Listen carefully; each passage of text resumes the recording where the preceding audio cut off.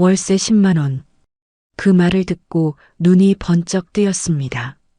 이제 나도 행복할 수 있겠다.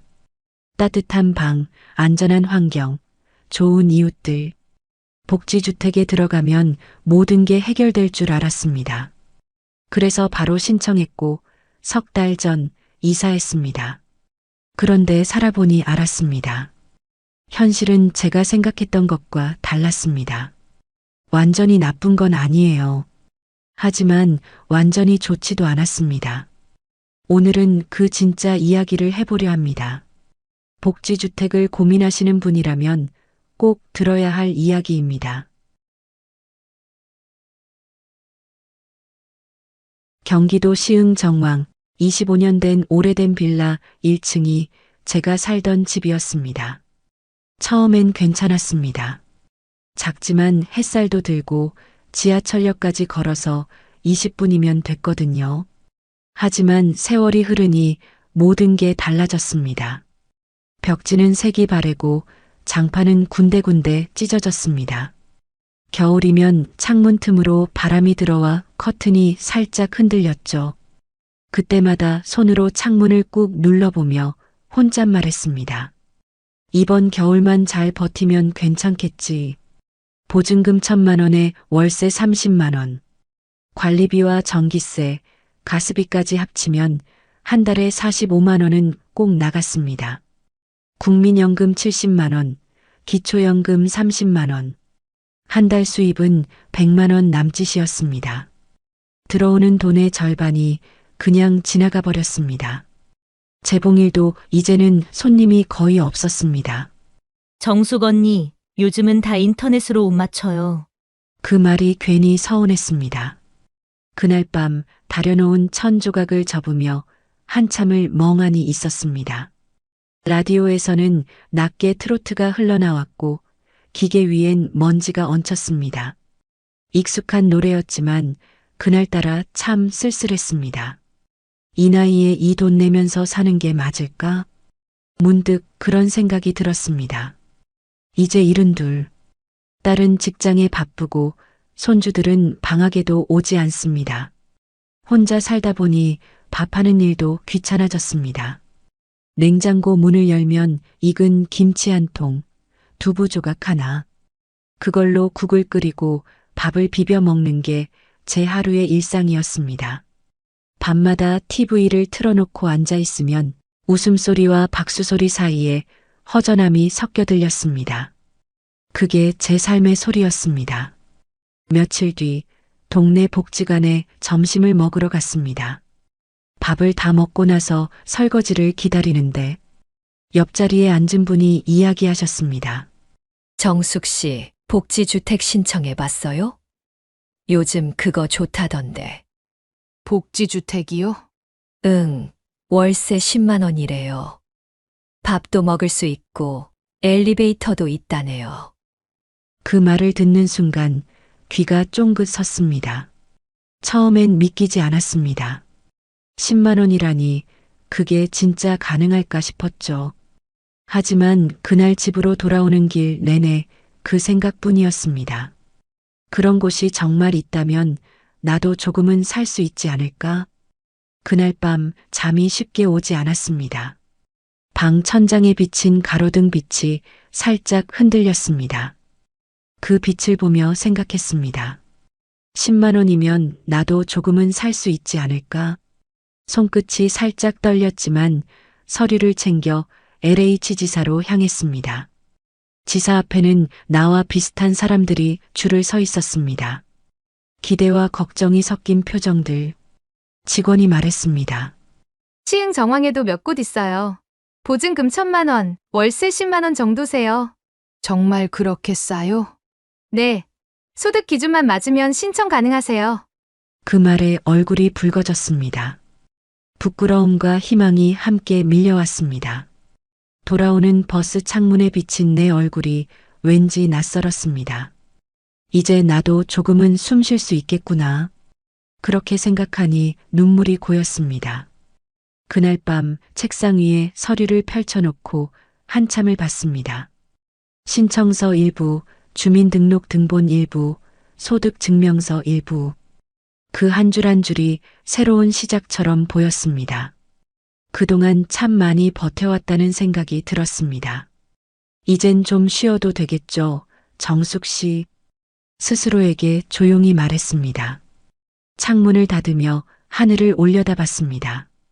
이게 내 마지막 이사일 수도 있겠구나. 가슴이 묘하게 벅차올랐습니다. 며칠 뒤 동네 복지관을 찾았습니다. 점심을 먹고 나오는데 벽 한쪽 게시판에 붙은 안내문이 눈에 들어왔습니다. 고령자 복지주택 입주자 모집 안내, 시흥 정왕지역. 손이 저절로 멈췄습니다. 노란 종이 위에 적힌 글씨가 유난히 선명했습니다. 보증금 1,000만 원, 월세 10만 원. 신청 대상은 만 65세 이상 무주택자, 우선순위는 저소득층, 독거 어르신. 그 문장을 천천히 읽으며 가슴이 두근거렸습니다. 직원에게 물었습니다. 이거 직접 가볼 수도 있을까요?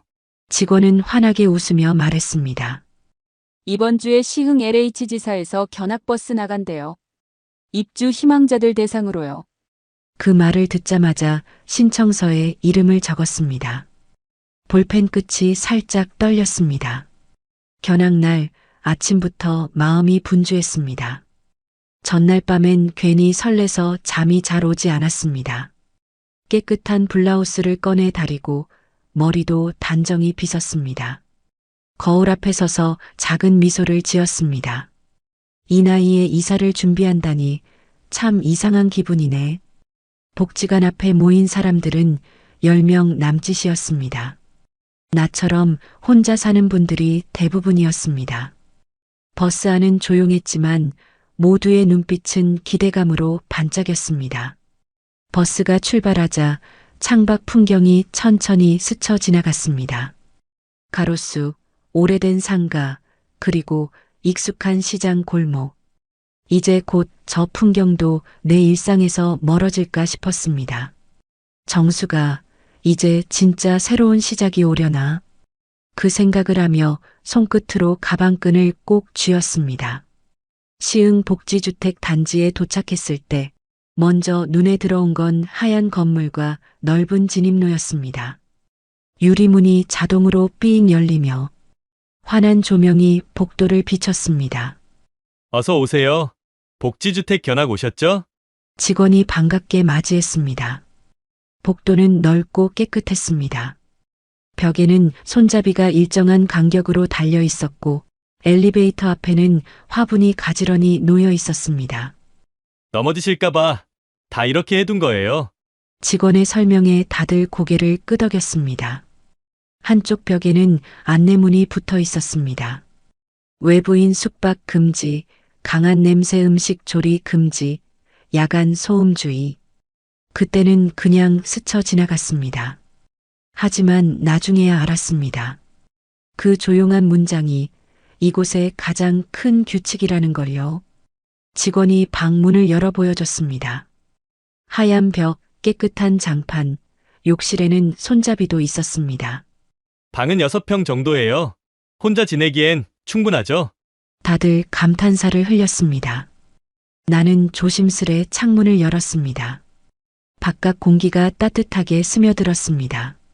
멀리 텃밭이 보였고 한 할머니가 물을 주고 있었습니다. 아침마다 저렇게 가꾸신데요. 직원의 말에 나도 모르게 미소가 났습니다. 저도 저기서 고추 몇 포기 심고 싶네요. 그 순간 아주 작지만 확실한 희망이 피어올랐습니다. 이곳에서라면 조금은 다르게 살 수 있을지도 모르겠다고 생각했습니다. 식당을 둘러봤을 때 밥 냄새가 살짝 풍겼습니다. 식사는 여기서 하시면 돼요. 한 끼 3,000원 정도고 원하실 때만 이용하셔도 됩니다. 나는 계산을 머릿속으로 해봤습니다. 하루 세 끼면 한 달에 27만 원쯤 되겠네. 그래도 방이 따뜻하니까 괜찮아.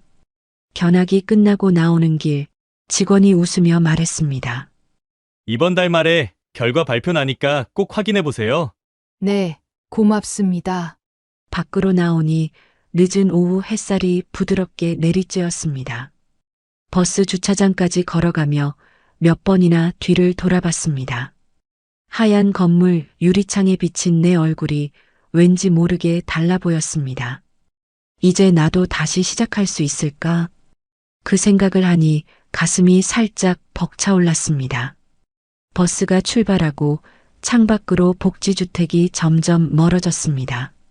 나는 조용히 중얼거렸습니다. 그래, 이번엔 조금 더 따뜻하게 살아보자. 며칠 뒤, 낮 2시쯤이었을까요? 바느질을 하다 말고 휴대폰이 울렸습니다. 시흥 LH 지사입니다. 정숙 어르신 되시죠? 순간 심장이 쿵 내려앉았습니다. 네, 맞는데요. 축하드립니다. 복지주택 입주 선정되셨어요. 302호 배정이십니다. 이번 주 안으로 서류만 다시 확인해 주시면 됩니다. 순간 손에 들고 있던 바늘이 떨어졌습니다. 정말 제가 된 건가요? 네, 맞아요. 지난번 방문 때 신청하셨잖아요. 그 말을 듣는 순간 눈물이 왈칵 쏟아졌습니다. 한동안 아무 말도 못했습니다. 직원은 웃으며 말했습니다. 이사 날짜는 조정 가능하니까 천천히 준비하세요. 전화를 끊고도 한참을 멍하니 있었습니다. 세상이 갑자기 다르게 보였습니다. 라디오에서 흘러나오던 트로트가 괜히 더 따뜻하게 들렸습니다. 이제 진짜로 새 출발이구나. 그날 밤 베개를 꼭 끌어안고 잠이 들었습니다. 눈을 감으니 창문 너머로 햇살 같은 희망이 번졌습니다. 이삿날 아침 눈을 뜨자마자 마음이 이상하게 가벼웠습니다. 어젯밤엔 설레서 잠이 잘 오지 않았는데 막상 짐을 싸다 보니 가슴이 뻐근했습니다. 낡은 장롱, 오래된 전기밥솥, 바느질 상자 하나. 그게 내 전부였습니다. 짐이라고 해봐야 박스 5개 남짓이었죠. 짐을 트럭에 싣고 나서 마지막으로 방을 한번 둘러봤습니다. 오랜 세월 함께한 벽지에는 작은 손자국이 남아 있었습니다. 그걸 손끝으로 쓸며 조용히 인사했습니다. 그동안 고마웠어요. 정왕동 복지주택은 생각보다 멀지 않았습니다. 택시를 타고 15분쯤 달리니 바로 도착했습니다. 새 건물 앞에는 관리소 직원이 나와 있었습니다. 정숙 어르신 맞으시죠? 302호입니다. 작은 종이 열쇠를 손에 쥐는 순간 묘하게 떨렸습니다. 문을 여는 손끝이 미세하게 떨렸습니다. 방은 생각보다 밝고 깨끗했습니다. 하얀 벽에 작은 창문 하나, 싱크대와 전자레인지가 가지런히 놓여 있었습니다. 창문을 열자 바로 앞에 또 다른 건물이 보였습니다. 햇살은 들어오는데 바람은 막혀 있었죠. 그래도 새 집이니까 좋네. 스스로에게 그렇게 말하며 웃었습니다. 짐을 풀고 방안을 정리했습니다. 이불을 펴고 전기밥솥을 올려두고 옷을 걸었습니다. 모든 게 새 것처럼 느껴졌습니다. 하지만 그 새로움 속에 어딘가 낯선 냄새가 섞여 있었습니다. 병원 소독약 같은 냄새였어요. 복도에 나와보니 규칙 안내문이 눈에 들어왔습니다. 음식 냄새가 심한 조리 금지. 세탁기는 오전 8시부터 오후 7시까지만 사용 가능. 외부인 숙박 불가. 소음 발생 시 경고 조치. 한 줄 한 줄 읽을 때마다 마음이 조금씩 답답해졌습니다. 이런 게 다 있었나? 작게 중얼거렸습니다. 그때 복도 끝에서 관리소 직원이 다가왔습니다. 어르신, 짐 정리 다 하셨어요? 네, 이제 막 끝났어요. 오늘은 식당 이용 가능하니까 저녁 드시고 가세요. 고맙다는 인사를 하고 방으로 돌아왔습니다. 창밖을 내다보니 이웃 어르신 한 분이 조용히 신문을 보고 있었습니다. 서로 눈이 마주쳤지만 인사 대신 짧은 고개 인사만 나눴습니다. 그때 문득 생각이 스쳤습니다. 여긴 참 조용하네. 너무 조용하네. 라디오를 켜볼까 하다가 그만뒀습니다. 혹시 소리가 새어나가면 민폐가 될까 싶었거든요. 대신 휴대폰으로 트로트를 작게 틀어놓았습니다. 그마저도 금세 껐습니다. 낮에는 따뜻했지만 저녁이 되자 분위기가 달라졌습니다. 복도 불빛은 희미하게 깜빡였고 문틈 사이로 바람이 스며드는 듯한 냉기가 느껴졌습니다. 밖에서는 아무 소리도 들리지 않았습니다. 이렇게 조용한 게 맞나? 그 생각이 마음속에 맴돌았습니다. 밥을 지어보려다 말고 편의점 도시락을 꺼냈습니다. 새로운 시작이라면서도 괜히 의욕이 나지 않았습니다. 식탁에 앉아 한 숟가락 떠먹다가 멈췄습니다. 이상하게 낯설다.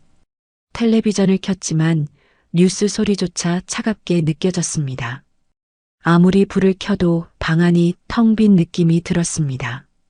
그날 밤 이불을 덮고 누워 있는데 복도에서 삑 하는 소리가 났습니다.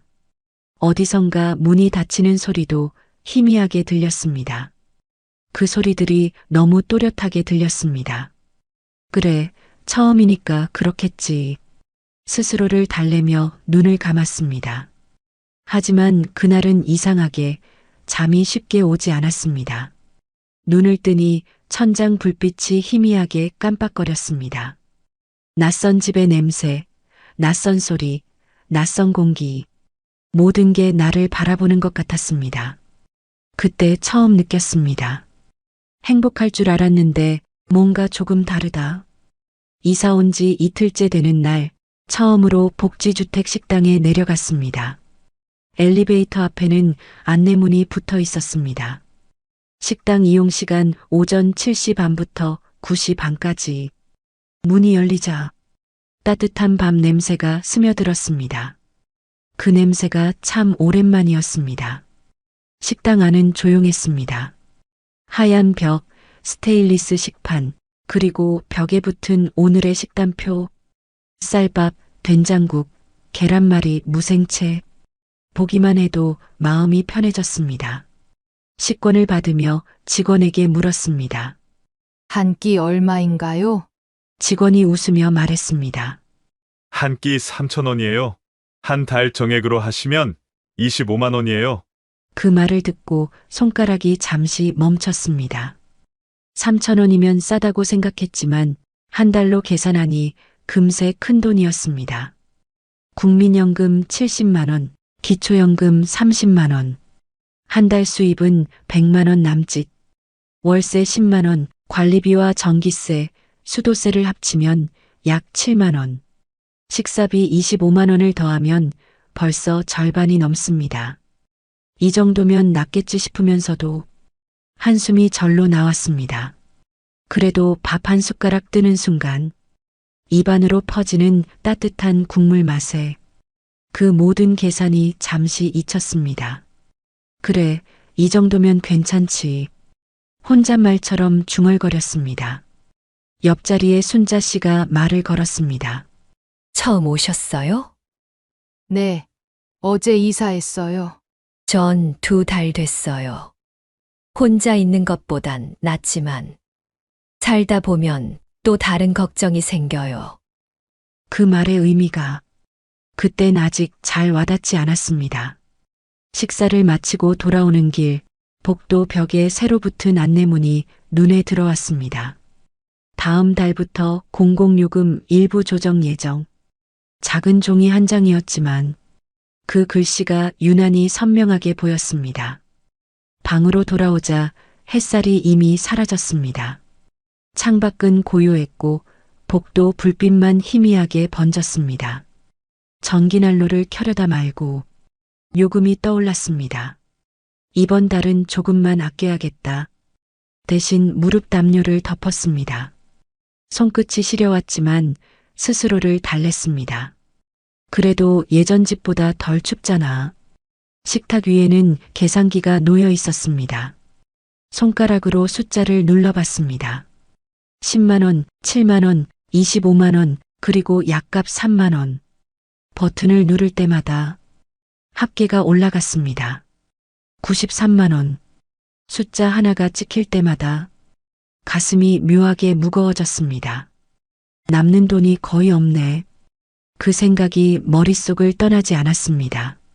그날 밤 식당 문이 닫히는 소리가 멀리서 들렸습니다. 복도는 다시 고요해졌고 이웃 방에서는 TV 소리 하나 들리지 않았습니다. 컵라면을 꺼내려다 냄새 음식 금지 문구가 떠올랐습니다. 결국 뜨거운 물만 부어 조용히 먹었습니다. 김이 올라오는 그 순간조차 괜히 미안한 마음이 들었습니다. 방 안은 따뜻했지만 마음은 이상하게 차가웠습니다. 행복하다고 생각했는데 왜 이렇게 허전하지? 그 생각을 품은 채 계산기를 덮으며 눈을 감았습니다. 숫자는 꺼졌는데 그 소리만큼은 머릿속에 계속 남아 있었습니다. 며칠이 지나자 복지주택 생활이 조금씩 익숙해졌습니다. 아침이면 식당에서 밥을 먹고 점심엔 빨래를 널고 저녁엔 TV를 틀어놓고 시간을 보냈습니다. 처음엔 조용한 게 좋았습니다. 윗집 발소리도 없고 누가 찾아오지도 않았습니다. 온전히 나만의 공간이 생긴 것 같았죠. 하지만 며칠 지나니 그 고요가 낯설게 느껴졌습니다. 하루 종일 사람 목소리를 듣지 않는 날도 생겼습니다. 라디오를 틀어놓아도 금세 끄게 되더군요. 소리가 방 안에 울리면 오히려 외로움이 더 크게 다가왔습니다. 그나마 순자 씨가 있어 다행이었습니다. 같은 층에 사는 분이었는데 식당에서 자주 마주치며 인사를 나누게 됐습니다. 정숙 씨, 오후에 차 한잔 하실래요? 그 말이 어쩐지 따뜻했습니다. 우리는 복도 끝 작은 테이블에 앉아 커피 믹스를 나눠 마셨습니다. 순자 씨는 웃으면서 말했습니다. 여기 오면 좋은 점도 많아요. 난방 걱정 없고, 밥도 나오고, 근데 마음이 좀 답답하죠. 나는 고개를 끄덕였습니다. 그래도 예전보다 덜 춥잖아요. 그것만으로도 감사하죠. 그때는 정말 그렇게 생각했습니다. 그런데 그 말의 의미를 곧 알게 되었습니다. 주말이 되자 딸이 아이를 데리고 찾아왔습니다. 손주가 내 품으로 뛰어들며 외쳤습니다. 할머니, 우리 놀자. 그 한마디에 가슴이 따뜻해졌습니다. 집안이 갑자기 환해졌습니다. 딸은 도시락을 펼치고 손주는 바닥에 앉아 장난감을 꺼냈습니다. 그 순간만큼은 이곳이 너무나 평범하고 행복한 집 같았습니다. 그런데 복도에서 발소리가 들리더니 잠시 후 초인종이 울렸습니다. 문을 열자 관리소 직원이 서 있었습니다. 어르신, 외부인 숙박은 안 되는 거 아시죠? 오늘만 있다 갈 거예요. 하루라도 숙박은 안 됩니다. 9시 전에는 나가셔야 해요. 순간 공기가 식었습니다. 딸이 난처한 얼굴로 나를 바라봤습니다. 엄마, 그럼 우리 그냥 갈게요. 그래, 늦기 전에 가야지. 억지로 웃었지만 목소리가 떨렸습니다. 손주는 미처 다 먹지 못한 김밥을 도시락통에 담았습니다. 할머니, 다음에 또 올게요. 작은 손이 내 손을 꼭 잡았다가 금세 놓였습니다. 문이 닫히자 방 안은 금세 고요해졌습니다. 식탁 위엔 덜 먹은 반찬이 그대로 남아 있었습니다. 라디오를 켰지만 음악이 귀에 들어오지 않았습니다. 소리가 방 안에서 메아리처럼 울렸습니다. 그때 복도에서 순자 씨가 지나가다 물었습니다. 가족 다녀가셨어요? 응, 잠깐 왔다 갔어요. 나도 그랬어요. 딸이 왔는데 방에는 못 들어오고 차 안에서 얘기만 하다 갔어요. 그 말을 듣는 순간 마음 한쪽이 서늘해졌습니다. 사람이 이렇게 가까이 있는데 이렇게 멀 수도 있구나 싶었습니다. 문 하나 사이로 온기가 막혀버린 기분이었습니다. 창문을 열자 바람이 살짝 스며들었습니다. 멀리서 아이들이 뛰노는 소리가 들렸습니다. 그 웃음소리가 이상하게 멀게 느껴졌습니다. 이불을 덮으며 생각했습니다. 나는 따뜻한 방이 필요했는데 이젠 마음이 더 추워진 것 같네. 손끝이 시려워 담요를 더 당겨 덮었습니다. 불은 켜져 있었지만 방 안이 유난히 어두워 보였습니다. 눈을 감아도 손주의 얼굴이 자꾸 떠올랐습니다.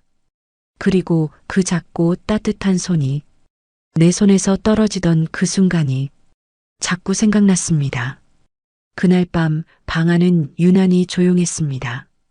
딸과 손주가 떠난 지 몇 시간이 지났는데도 웃음소리가 귓가에 맴돌았습니다. 식탁 위엔 아직도 그들이 먹던 김밥 한 줄이 남아 있었습니다. 포장 비닐이 반쯤 벗겨진 채로 식지 않은 듯한 온기가 남아 있더군요. 그걸 치우려다 잠시 멈췄습니다. 괜히 그 온기마저 사라질까 봐서요. 라디오를 켜볼까 하다가 그만두었습니다. 음악이 흘러나와도 이 고요를 메우기엔 역부족일 것 같았습니다. TV를 켜도 마찬가지였습니다. 웃음소리와 박수소리가 들리면 들릴수록 내 방이 더 공허하게 느껴졌습니다. 창문을 열자 바깥 공기가 스며들었습니다. 밤 공기는 차가웠지만 그 안엔 사람 사는 냄새가 있었습니다. 멀리서 자동차 소리, 개 짖는 소리, 아이들 뛰노는 소리까지 희미하게 들려왔습니다. 그 소리가 낯익게 느껴졌습니다. 그건 내가 잃어버린 일상의 소리였습니다. 이곳에선 그런 소리가 없습니다. 문을 닫으면 완벽한 정적이 찾아옵니다. 처음엔 그게 좋았습니다. 시끄럽지 않고 방해받지 않는다는 게. 그런데 지금은 너무 조용해서 답답했습니다. 숨소리조차 방 안에 울려 퍼지는 기분이었습니다. 침대에 앉아 벽을 바라봤습니다. 깨끗한 흰 벽엔 아무 장식도 없었습니다. 예전 집 벽에는 손주가 그린 그림이 붙어 있었죠. 할머니 집이라고 쓰여 있던 그 낙서가 지금은 어딨는지 모르겠습니다. 이불을 덮고 누웠습니다. 난방이 잘 돼서 방은 포근했지만 마음은 계속 차가웠습니다. 그럴 때면 괜히 라디오 다이얼을 만지작거립니다. 지직거리는 소음 사이로 어느 낯선 남자의 목소리가 들렸습니다. 오늘 하루도 수고 많으셨습니다. 짧은 멘트였는데 이상하게 그 한마디에 눈물이 고였습니다. 누군가 내 하루를 알아봐주는 것만 같았거든요. 순자 씨 말이 떠올랐습니다. 여긴 따뜻하지만 마음은 자꾸 식어요. 그땐 무슨 뜻인지 몰랐는데 이제는 그 말이 정확히 무슨 의미인지 알 것 같았습니다. 밤 9시가 조금 넘자 복도 불빛이 하나씩 꺼졌습니다. 누군가의 문이 닫히는 소리가 들렸고 잠시 후엔 아무 소리도 나지 않았습니다. 그때 갑자기 복도 끝에서 삑 하는 경보음이 들렸습니다. 누군가 문을 열었나 봅니다. 나는 괜히 귀를 기울였습니다. 누군가가 아직 깨어 있다는 그 사실이 왠지 모르게 위로가 됐습니다. 시간이 천천히 흘러 시계 초침 소리만 들렸습니다. 한 칸, 한 칸 움직일 때마다 마음도 같이 내려앉는 듯 했습니다. 잠이 오지 않아 창가로 걸어갔습니다. 커튼을 살짝 걷자 다른 방의 불빛들이 보였습니다. 어떤 창문은 환히 켜져 있고 어떤 창문은 깜빡이다가 꺼졌습니다. 그 불빛 하나하나가 사람의 마음처럼 보였습니다. 저 불빛 속에도 나 같은 사람이 있겠지. 그 생각이 들자 가슴이 조금 시려왔습니다. 탁자 위엔 딸이 두고 간 귤이 있었습니다. 하나를 까서 입에 넣었습니다. 달고 시큼한 맛이 동시에 느껴졌습니다. 그 맛이 마치 지금 내 마음 같았습니다. 귤 껍질을 쓰레기통에 버리며 중얼거렸습니다. 그래도 괜찮아. 여긴 따뜻하니까. 그 말은 나를 위로하기 위한 말이었습니다. 벽에 기대어 앉자 손끝이 서늘했습니다. 그 순간 문득 예전 집이 떠올랐습니다. 난방도 잘 안 됐고 겨울엔 유리창에 성에가 끼었죠. 하지만 이웃집 문 두드리면 김치도 얻어먹고 소주 한 잔 나누던 날도 있었습니다. 그때는 가난했지만 외롭지는 않았습니다. 지금은 반대였습니다. 모든 게 갖춰져 있지만 사람 냄새가 없습니다. 나는 그저 따뜻한 방 안에서 혼자 추위를 느끼고 있었습니다. 불을 끄고 이불 속으로 들어갔습니다. 눈을 감으면 손주의 얼굴이 떠올랐습니다. 내 손을 꼭 잡았다가 놓아버리던 그 순간이 자꾸 생각났습니다. 그래도 이전보단 덜 춥다. 그걸로 됐지, 정수가. 스스로를 다독이며 눈을 감았습니다. 그렇게 또 하루가 조용히 지나가고 있었습니다. 다음 날 아침 알람 소리 대신 창문으로 들어오는 햇살에 눈을 떴습니다. 밤새 비가 내렸는지 공기가 맑았습니다. 어제의 그 정막이 조금은 옅어진 것 같았습니다. 세수를 하고 복지관 식당으로 내려가니 이미 몇몇 어르신들이 아침을 드시고 계셨습니다. 식당 한쪽에서는 직원들이 식판을 정리하고 있었고 그중 젊은 복지사 한 명이 나를 보며 다가왔습니다. 정숙 어르신, 어제 가족분이 다녀가셨죠? 네, 잠깐 왔다 갔어요. 좋으셨겠어요. 손주가 아주 귀엽더라고요. 그 말에 나도 모르게 미소가 번졌습니다. 그 애가 제일 큰 힘이에요. 한 번만 안아도 마음이 다 풀려요. 복지사는 따뜻하게 고개를 끄덕였습니다. 오늘 오후에 주민 프로그램 있어요.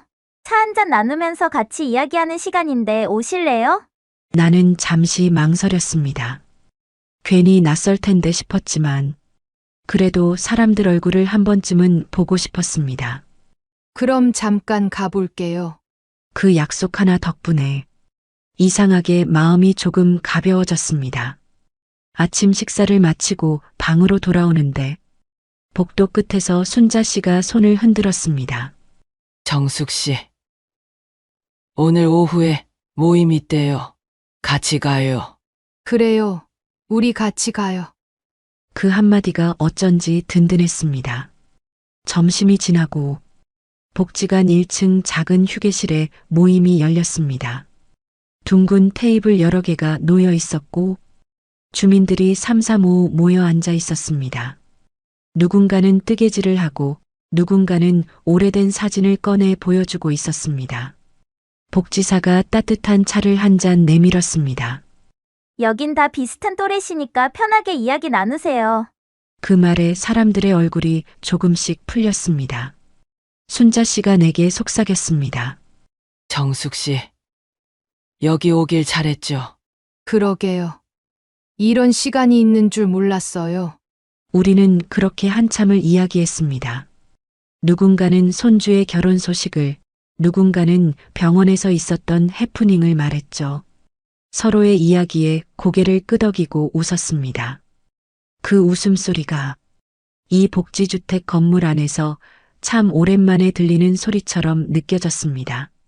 모임이 끝나고 돌아오는 길, 복도에는 커피 향이 은은하게 남아 있었습니다. 순자 씨가 내게 말했습니다. 가끔은 사람 사이의 말 한마디가 제일 큰 약이에요. 나는 고개를 끄덕이며 대답했습니다. 맞아요.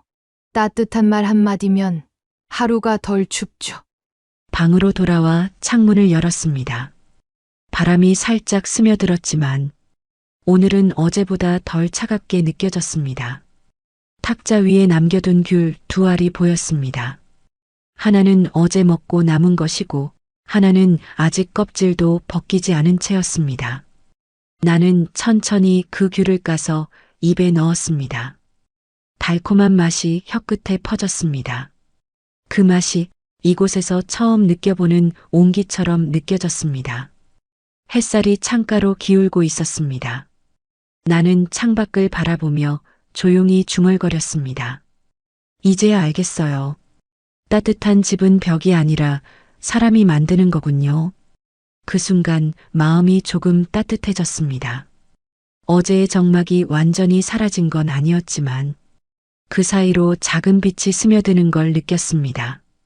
나는 커튼을 반쯤 닫고 조용히 이불 위에 앉았습니다. 복지주택의 밤은 여전히 길겠지만 이제는 두렵지 않았습니다. 누군가가 옆방에서 문을 여닫는 소리가 들렸습니다.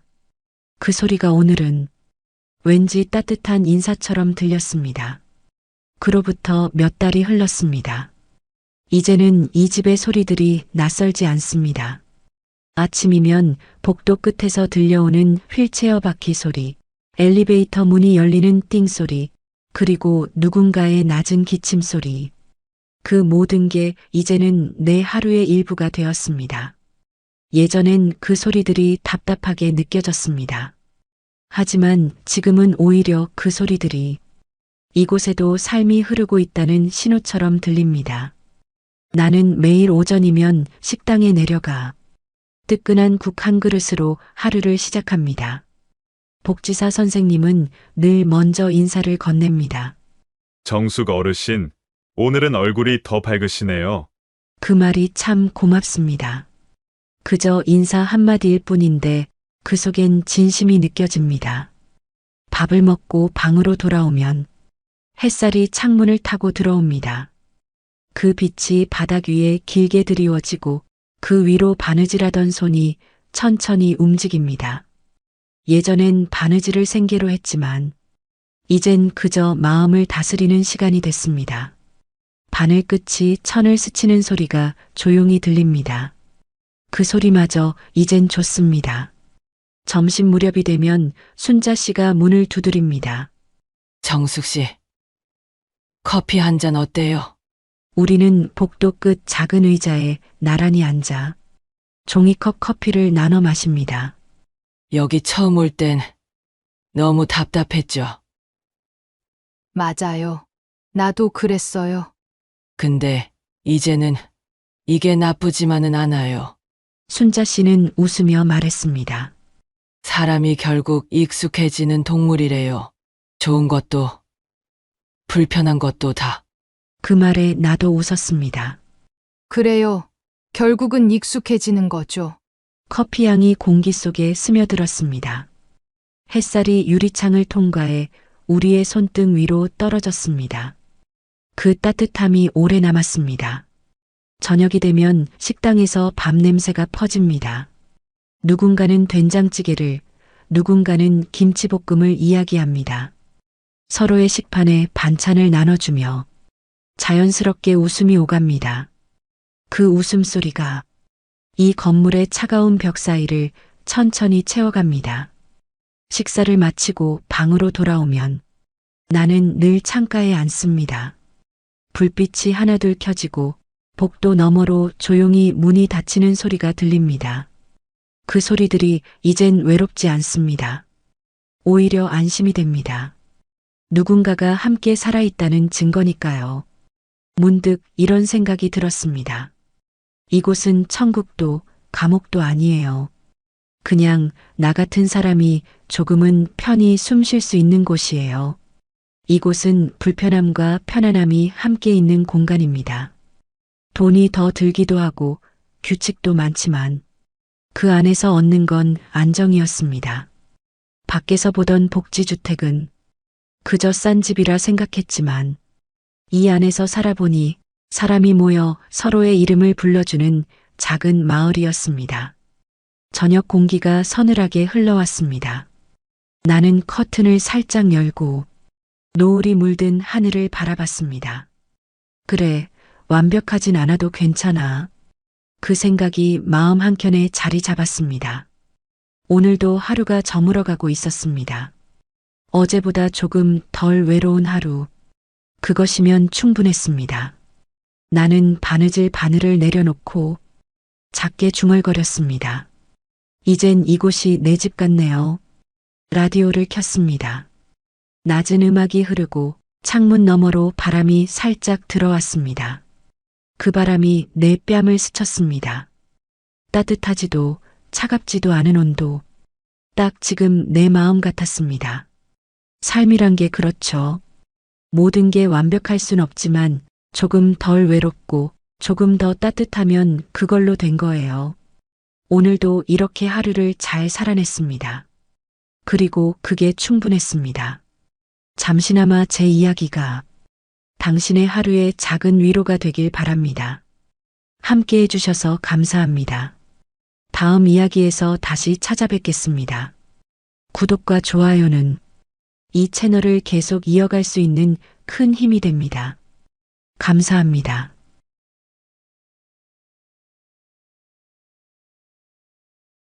고령자 복지주택에 들어가면 정말 노후 걱정을 내려놔도 되는 걸까요?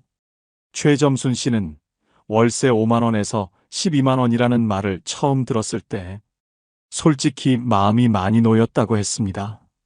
집 걱정만큼은 이제 끝났구나.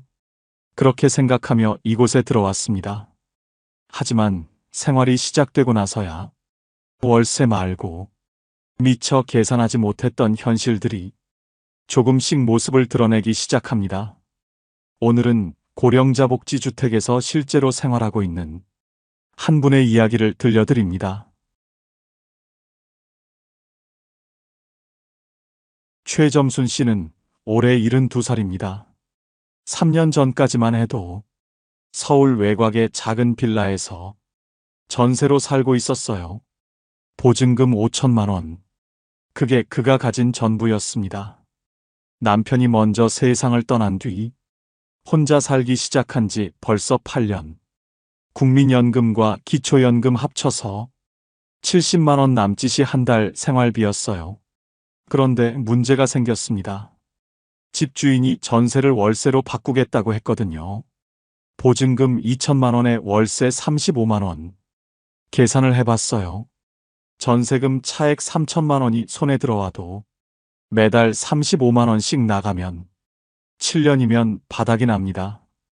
그때 나이가 79. 80 되기 전에 또 집을 구해야 하는 거예요. 그는 밤잠을 설쳤습니다.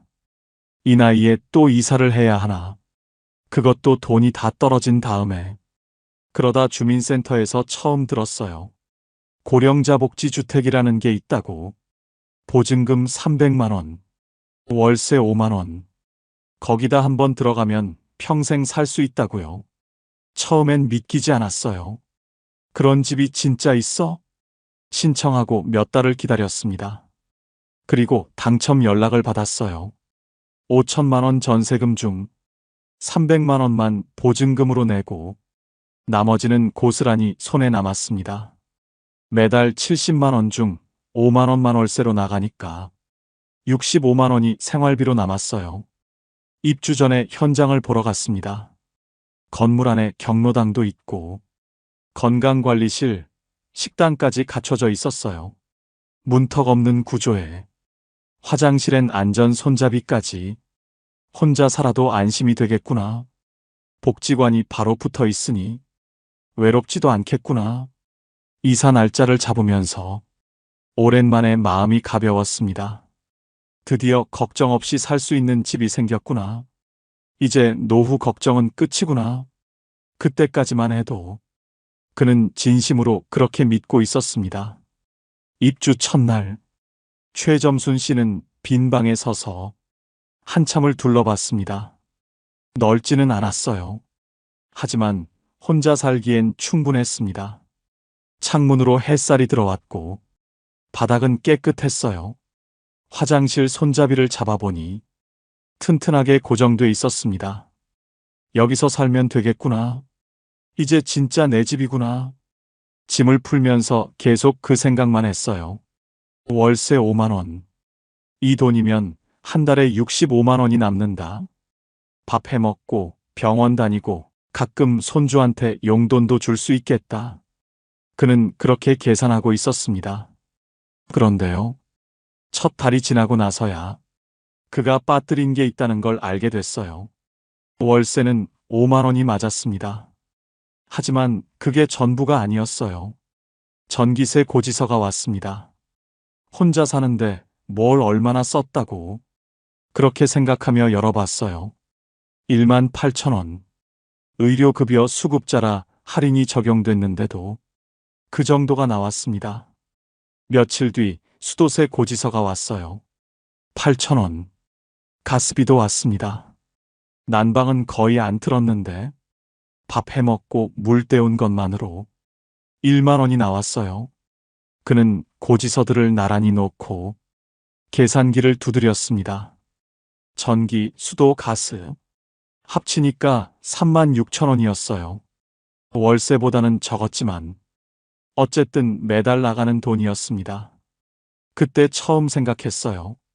아, 이건 내가 몰랐던 부분이구나. 하지만 끝이 아니었어요. TV 수신료 청구서가 또 왔습니다. 휴대폰 요금도 있었어요. 원래 쓰던 거니까 당연히 내 돈이었고요. 그리고 가장 큰 게 남아 있었습니다. 밥. 고령자복지주택이라고 해서 식사가 나오는 줄 알았냐고요? 그건 아니었어요. 건물 안에 식당이 있긴 했습니다. 하지만 공짜가 아니었어요. 한 끼에 3,000원에서 4,000원. 저렴한 편이긴 하지만 매일 3끼를 다 사 먹으면 한 달에 27만 원이 넘어갑니다. 그래서 그는 직접 해먹기로 했어요. 근처 마트에서 장을 봤습니다. 쌀, 계란, 두부, 채소. 아끼고 아껴서 샀는데도 일주일치에 3만 원이 들었어요. 한 달이면 12만 원. 반찬 사고 가끔 외식하면 15만 원은 금방 넘었습니다. 그는 다시 계산기를 꺼냈어요. 월세 5만 원. 공과금 3만 6천 원. 식비 15만 원. 통신비까지 합치면 한 달에 25만 원 정도가 나갔습니다. 70만 원 중 25만 원. 남는 건 45만 원이었어요. 물론 전세 살 때보다는 나았습니다. 월세 35만 원 내면서 생활비까지 쓰던 때보다는 훨씬 숨통이 트인 건 맞았어요. 그런데 마음 한쪽이 허전했습니다. 월세 5만 원이라는 말만 듣고 한 달에 5만 원만 나가는 줄 알았거든요. 생활비가 따로라는 건 당연한 건데 왜 그걸 생각 못했을까? 그는 스스로에게 물었습니다. 사실 이건 이 집만의 문제는 아니에요. 어디서 살든 밥은 먹어야 하고 전기는 써야 하잖아요. 다만 그가 기대했던 건 이 집에 들어오면 다 해결된다는 거였어요. 현실은 달랐습니다. 집값은 해결됐지만 생활은 여전히 스스로 꾸려가야 했어요. 그는 그때부터 가계부를 쓰기 시작했습니다. 어디서 얼마가 나가는지 눈으로 직접 확인하고 싶었거든요. 한 달, 2달이 지나면서 그는 서서히 이 집의 구조를 이해하게 됩니다. 월세가 싼 건 맞다. 하지만 그게 생활 전체가 싸다는 뜻은 아니다. 이 집은 주거비만 낮춰주는 곳이지 생활비까지 책임져주는 곳은 아니었어요. 그걸 받아들이는데 시간이 조금 필요했습니다. 입주한 지 석 달쯤 됐을 때였습니다. 그날따라 몸이 좀 이상했어요. 아침부터 머리가 무겁고 온몸이 으슬으슬했거든요. 감기인가 싶어서 약을 먹고 누웠습니다. 저녁이 되니까 열이 올랐어요. 이마를 짚어보니 뜨거웠습니다. 혼자 사는 집에서 열이 나면 참 막막하거든요. 누가 물 한 잔 떠다 주는 것도 아니고 이마에 수건 올려주는 사람도 없어요. 그는 침대에 누운 채 천장만 바라봤습니다. 고령자복지주택이니까 누군가 와서 도와주지 않을까. 잠깐 그런 생각이 스쳤어요. 하지만 아무도 오지 않았습니다. 당연한 거예요. 이곳은 요양원이 아니거든요. 건물 안에 건강관리실이 있긴 했습니다. 낮 시간에 간호사가 상주하는 곳이에요. 혈압도 재주고 간단한 건강 상담도 해줘요. 그런데 밤에는 문을 닫습니다. 그가 열이 난 건 저녁 8시쯤이었어요. 건강관리실은 이미 닫혀 있었고 복지관도 운영 시간이 끝난 뒤였습니다. 비상벨이 있긴 했어요. 화장실과 침실에 설치된 빨간 버튼. 위급할 때 누르면 관리실로 연결된다고 했어요. 그런데 열이 난다고 비상벨을 누를 수는 없잖아요. 119를 부를 정도는 아니었고 그냥 누워서 버텨야 하는 상황이었습니다. 그는 물을 마시려고 일어났어요. 어지러웠습니다. 부엌까지 걸어가는 게 힘들었어요. 겨우 물을 떠서 돌아와 다시 누웠습니다. 그때 생각했어요. 만약 지금 쓰러지면 어떻게 되지? 아무도 모르겠구나. 아들한테 전화할까 싶었지만 밤늦은 시간에 걱정만 끼칠 것 같았어요. 그래서 참았습니다. 다음 날 아침, 열은 조금 내렸지만 몸은 여전히 무거웠어요. 그는 건강관리실로 내려갔습니다. 간호사가 체온을 재주고 약국에서 약을 사오라고 했어요. 병원 가셔야 할 것 같아요. 혼자 가실 수 있으세요? 간호사가 물었습니다. 그는 고개를 끄덕였어요. 혼자 갈 수 있다고 했습니다. 사실은 자신이 없었어요. 버스 타고 병원까지 가는 게 쉽지 않을 것 같았거든요. 그런데 다른 방법이 없었습니다. 이곳에서는 아파도 병원은 스스로 가야 했어요. 누가 데려다주는 시스템이 아니었습니다. 그는 천천히 옷을 입고 버스 정류장까지 걸어갔어요. 10몇 분 정도 거리였는데 그날은 30분처럼 느껴졌습니다. 병원에서 진료받고 약 타서 돌아오니까 오후가 다 됐어요. 집에 들어와서 다시 누웠습니다. 그리고 생각했어요. 이 집은 건강한 사람을 위한 집이구나. 복지시설이 있다고 해서 누군가 돌봐주는 게 아니었어요. 건강관리실은 상담을 해주는 곳이지 간병을 해주는 곳이 아니었습니다. 아프면 스스로 병원에 가야 하고 약도 스스로 챙겨 먹어야 했어요. 만약 거동이 어려워지면 이 집에서 계속 살 수 있을까? 그는 처음으로 그런 생각을 했습니다. 입주할 때는 몰랐어요. 건강하니까요. 혼자서 다 할 수 있으니까요. 그런데 하룻밤 아프고 나니까 보이는 게 달라졌습니다. 이 집은 혼자 생활할 수 있는 사람을 위한 곳이에요. 스스로 밥 해 먹고, 스스로 병원 다니고, 스스로 일상을 꾸려갈 수 있는 사람. 그게 이 집의 전제였습니다. 도움이 필요한 순간이 오면 이 집은 더 이상 선택지가 아닐 수도 있어요. 그는 며칠 뒤 완전히 나았습니다. 다시 평소처럼 생활하게 됐어요. 하지만 그날 밤의 기억은 남았습니다.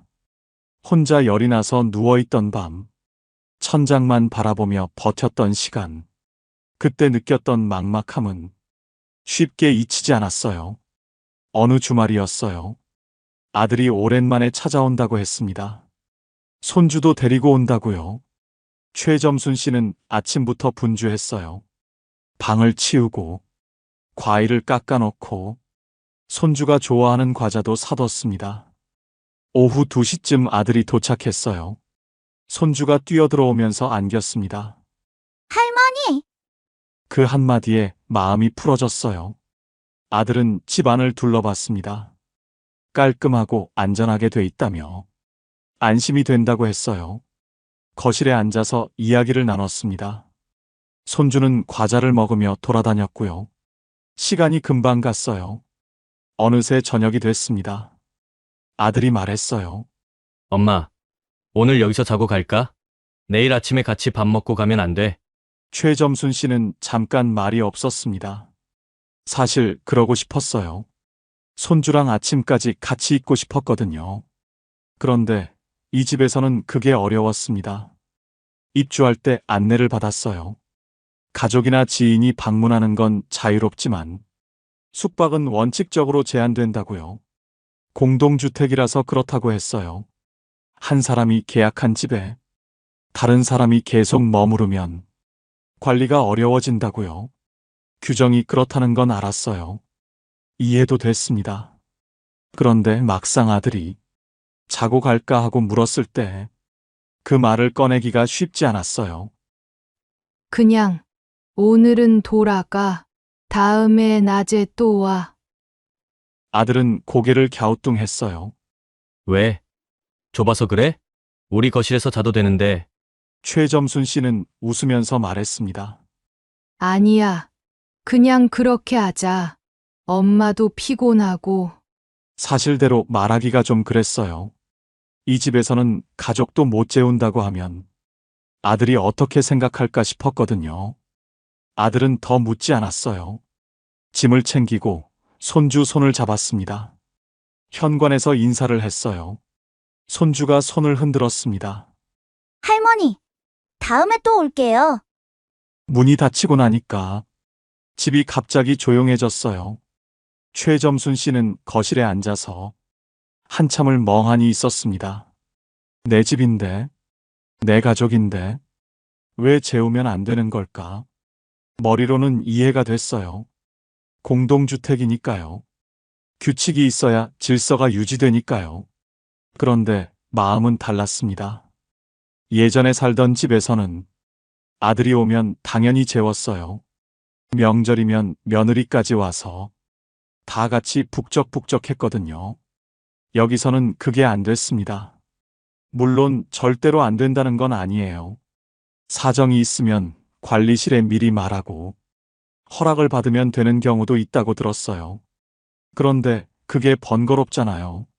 매번 허락을 받아야 한다는 게요. 내 집인데 눈치를 봐야 하는 느낌. 그게 조금 불편했습니다. 며칠 뒤 아들한테 전화가 왔어요. 엄마, 그날 왜 자고 가지 말라고 했어? 혹시 불편한 거 있어? 최점순 씨는 솔직하게 말했습니다. 여기가 공동주택이라서 가족이 자고 가는 게 좀 그래. 규정이 그렇대. 아들이 잠깐 조용했어요. 그런 거였구나. 몰랐네. 전화를 끊고 나서 최점순 씨는 생각했습니다. 이 집은 내 집이 맞아. 하지만 완전히 자유로운 건 아니구나. 혼자 사는 데는 문제가 없었어요. 조용하고 편했습니다. 그런데 가족이 오면 달랐어요. 예전처럼 마음껏 할 수 없는 부분들이 있었어요. 이 집은 혼자 살기 위한 집이지 가족과 함께하기 위한 집은 아니었습니다. 그걸 받아들이는데 시간이 조금 필요했어요. 다음에 아들이 오면 낮에 밖에서 밥을 먹자고 해야겠다. 그는 그렇게 마음을 정리했습니다. 최점순 씨는 원래 생선구이를 좋아했어요. 예전 집에서는 일주일에 두세 번은 고등어나 삼치를 구워 먹었거든요. 밥 한 공기에 잘 구운 생선 한 토막. 그게 그에게는 최고의 한 끼였습니다. 이 집에 이사 오고 나서도 처음엔 그렇게 했어요. 어느 날 저녁, 고등어를 사다가 프라이팬에 올렸습니다. 기름이 튀고 고소한 냄새가 퍼졌어요. 맛있게 먹고 설거지를 했습니다. 창문을 열어 환기도 시켰어요. 그런데 다음 날 아침, 복도에서 이웃을 마주쳤습니다. 어제 생선 구우셨어요? 그 말투가 좀 묘했어요. 불편하다는 게 느껴졌거든요. 최점순 씨는 당황했습니다. 네. 고등어 좀 구웠는데요. 이웃이 웃으면서 말했어요. 냄새가 좀 났어요. 복도까지 퍼지더라고요. 다음엔 환기 좀 더 해주세요. 얼굴이 화끈거렸습니다. 내 집에서 내가 밥을 해 먹는데 그게 뭐가 문제가 되나? 속으로는 그런 생각이 들었어요. 그런데 말대꾸를 할 수는 없었습니다. 아, 네. 죄송해요. 다음엔 조심할게요. 집에 들어와서 한참을 앉아 있었어요. 예전 집에서는 그런 소리 들은 적이 없었거든요. 빌라였지만 환기만 잘하면 됐었어요. 여기는 달랐습니다. 복도가 실내로 연결돼 있었고 환기 시스템도 달랐어요. 냄새가 쉽게 퍼지는 구조였습니다. 그 뒤로 생선을 안 굽게 됐어요. 먹고 싶을 때는 마트에서 구운 걸 사다 먹었습니다. 집에서 직접 굽는 건 포기했어요. 김치찌개도 조심하게 됐습니다. 고춧가루 많이 넣고 끓이면 냄새가 강하거든요. 된장찌개도 마찬가지였어요. 언제부턴가 요리할 때 냄새부터 생각하게 됐습니다. 이건 냄새 안 나나? 이웃한테 피해 안 주나? 밥 한 끼 해먹는 게 이렇게 신경 쓰이는 일이 될 줄은 몰랐어요. 냄새만 그런 게 아니었습니다. 어느 날 저녁, TV를 보다가 깜빡 잠이 들었어요. 자정쯤 눈을 떴는데 TV가 그대로 켜져 있었습니다. 소리가 꽤 컸어요. 부랴부랴 리모컨을 찾아서 껐습니다. 다음 날 또 이웃을 마주쳤어요. 어젯밤에 TV 소리 좀 났어요. 밤에는 조금만 줄여주시면 안 될까요? 또 그 말이었습니다. 최점순 씨는 사과했어요. 깜빡 잠이 들었다고요. 그 뒤로는 저녁 9시만 넘으면 TV 소리를 확 줄였습니다. 가끔은 귀가 어두워서 소리를 키우고 싶을 때도 있었어요. 그런데 그러면 또 민폐가 될 것 같았어요. 이어폰을 사야 하나. 그런 생각까지 했습니다. 엘리베이터에서도 마찬가지였어요. 혼자 탈 때는 괜찮았는데 다른 입주자와 함께 타면 괜히 눈치가 보였습니다. 인사를 해야 하나, 말을 걸어야 하나, 가만히 있으면 무뚝뚝해 보이나, 별것 아닌 것 같지만 매일 반복되니까 은근히 신경이 쓰였어요. 복도에서 통화할 때도 조심했습니다. 목소리가 울리거든요. 아들한테 전화가 오면 얼른 집 안으로 들어가서 받았어요. 예전에는 안 그랬거든요. 어디서든 편하게 받았는데 여기서는 그게 잘 안 됐습니다. 불편하다고 해야 할까요? 그건 좀 다른 것 같아요. 불편하다기보다는 신경 쓸 일이 많아졌다는 거예요. 혼자 사는 집인데 혼자만의 생활은 아닌 느낌.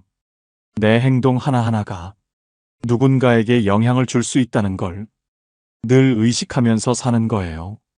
최점순 씨는 원래 조용한 편이었어요. 남한테 피해주는 걸 싫어했고요.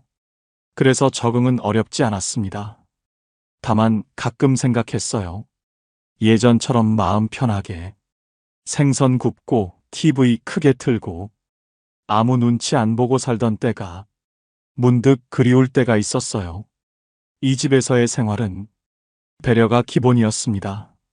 나만 편하면 되는 게 아니라 옆집도 윗집도 아랫집도 다 같이 신경 써야 했어요. 그게 공동주택이라는 거였습니다. 익숙해지는데 시간이 좀 걸렸어요. 지금은 많이 적응했습니다. 그래도 가끔은 생각해요. 고등어 한 마리 마음껏 굽고 싶다. 최점순 씨가 이 집을 처음 봤을 때 위치는 크게 신경 쓰지 않았어요. 버스 정류장까지 걸어서 15분, 병원까지는 버스로 20분, 마트는 걸어서 10분 거리. 나쁘지 않다고 생각했습니다. 예전에 살던 동네보다 조금 외진 건 맞았어요. 하지만 감당할 수 있는 정도였거든요.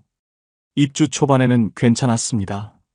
날씨 좋은 날 마트까지 걸어가는 게 산책처럼 느껴지기도 했어요.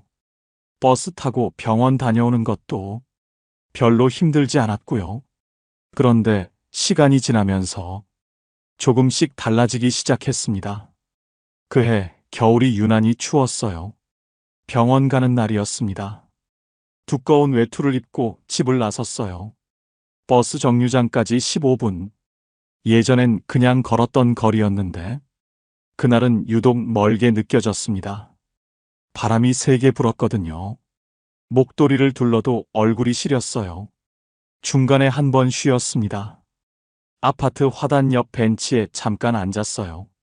숨을 고르고 다시 걸었습니다. 정류장에 도착하니까 버스가 막 떠난 뒤였어요. 다음 버스는 20분 뒤. 바람 부는 정류장에서 20분을 기다렸습니다. 병원에 도착했을 때는 이미 지쳐 있었어요.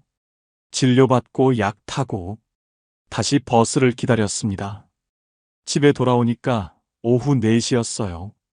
아침 10시에 나갔는데 6시간이 걸린 거예요. 그날 저녁밥도 제대로 못 먹고 바로 누웠습니다. 너무 피곤했거든요. 그때 처음 생각했어요. 이 거리가 앞으로도 괜찮을까? 지금은 걸을 수 있으니까 괜찮아요. 버스도 탈 수 있고요. 그런데 5년 뒤에는, 10년 뒤에는 다리가 더 약해지면 이 15분이 30분이 될 수도 있어요. 버스 계단 오르는 게 힘들어질 수도 있고요. 병원 한 번 가는 게 하루 일이 될 수도 있겠구나. 그런 생각이 들었습니다. 여름에도 마찬가지였어요. 장을 보러 마트에 갔습니다. 쌀이랑 채소를 좀 샀어요. 짐이 무거웠습니다. 양손에 장바구니를 들고 집까지 걸어왔어요. 10분 거리라고 했는데 그날은 20분이 넘게 걸렸어요. 중간에 2번이나 멈춰서 짐을 내려놓고 쉬었거든요. 땀이 비 오듯이 흘렀습니다. 집에 도착해서 짐을 내려놓고 한참을 헐떡거렸어요. 쌀 한 포대가 이렇게 무거웠나? 예전엔 별것 아니었는데 그때 느꼈습니다. 거리는 그대로인데 내 몸이 달라지고 있구나. 젊었을 때 10분 거리와 이른이 넘어서의 10분 거리는 같은 거리가 아니었어요. 택배로 시키면 되지 않냐고요? 맞아요. 요즘은 쌀도 배달이 되고 채소도 주문할 수 있어요. 그런데 최점순 씨 세대는 직접 눈으로 보고 사는 게 익숙했습니다.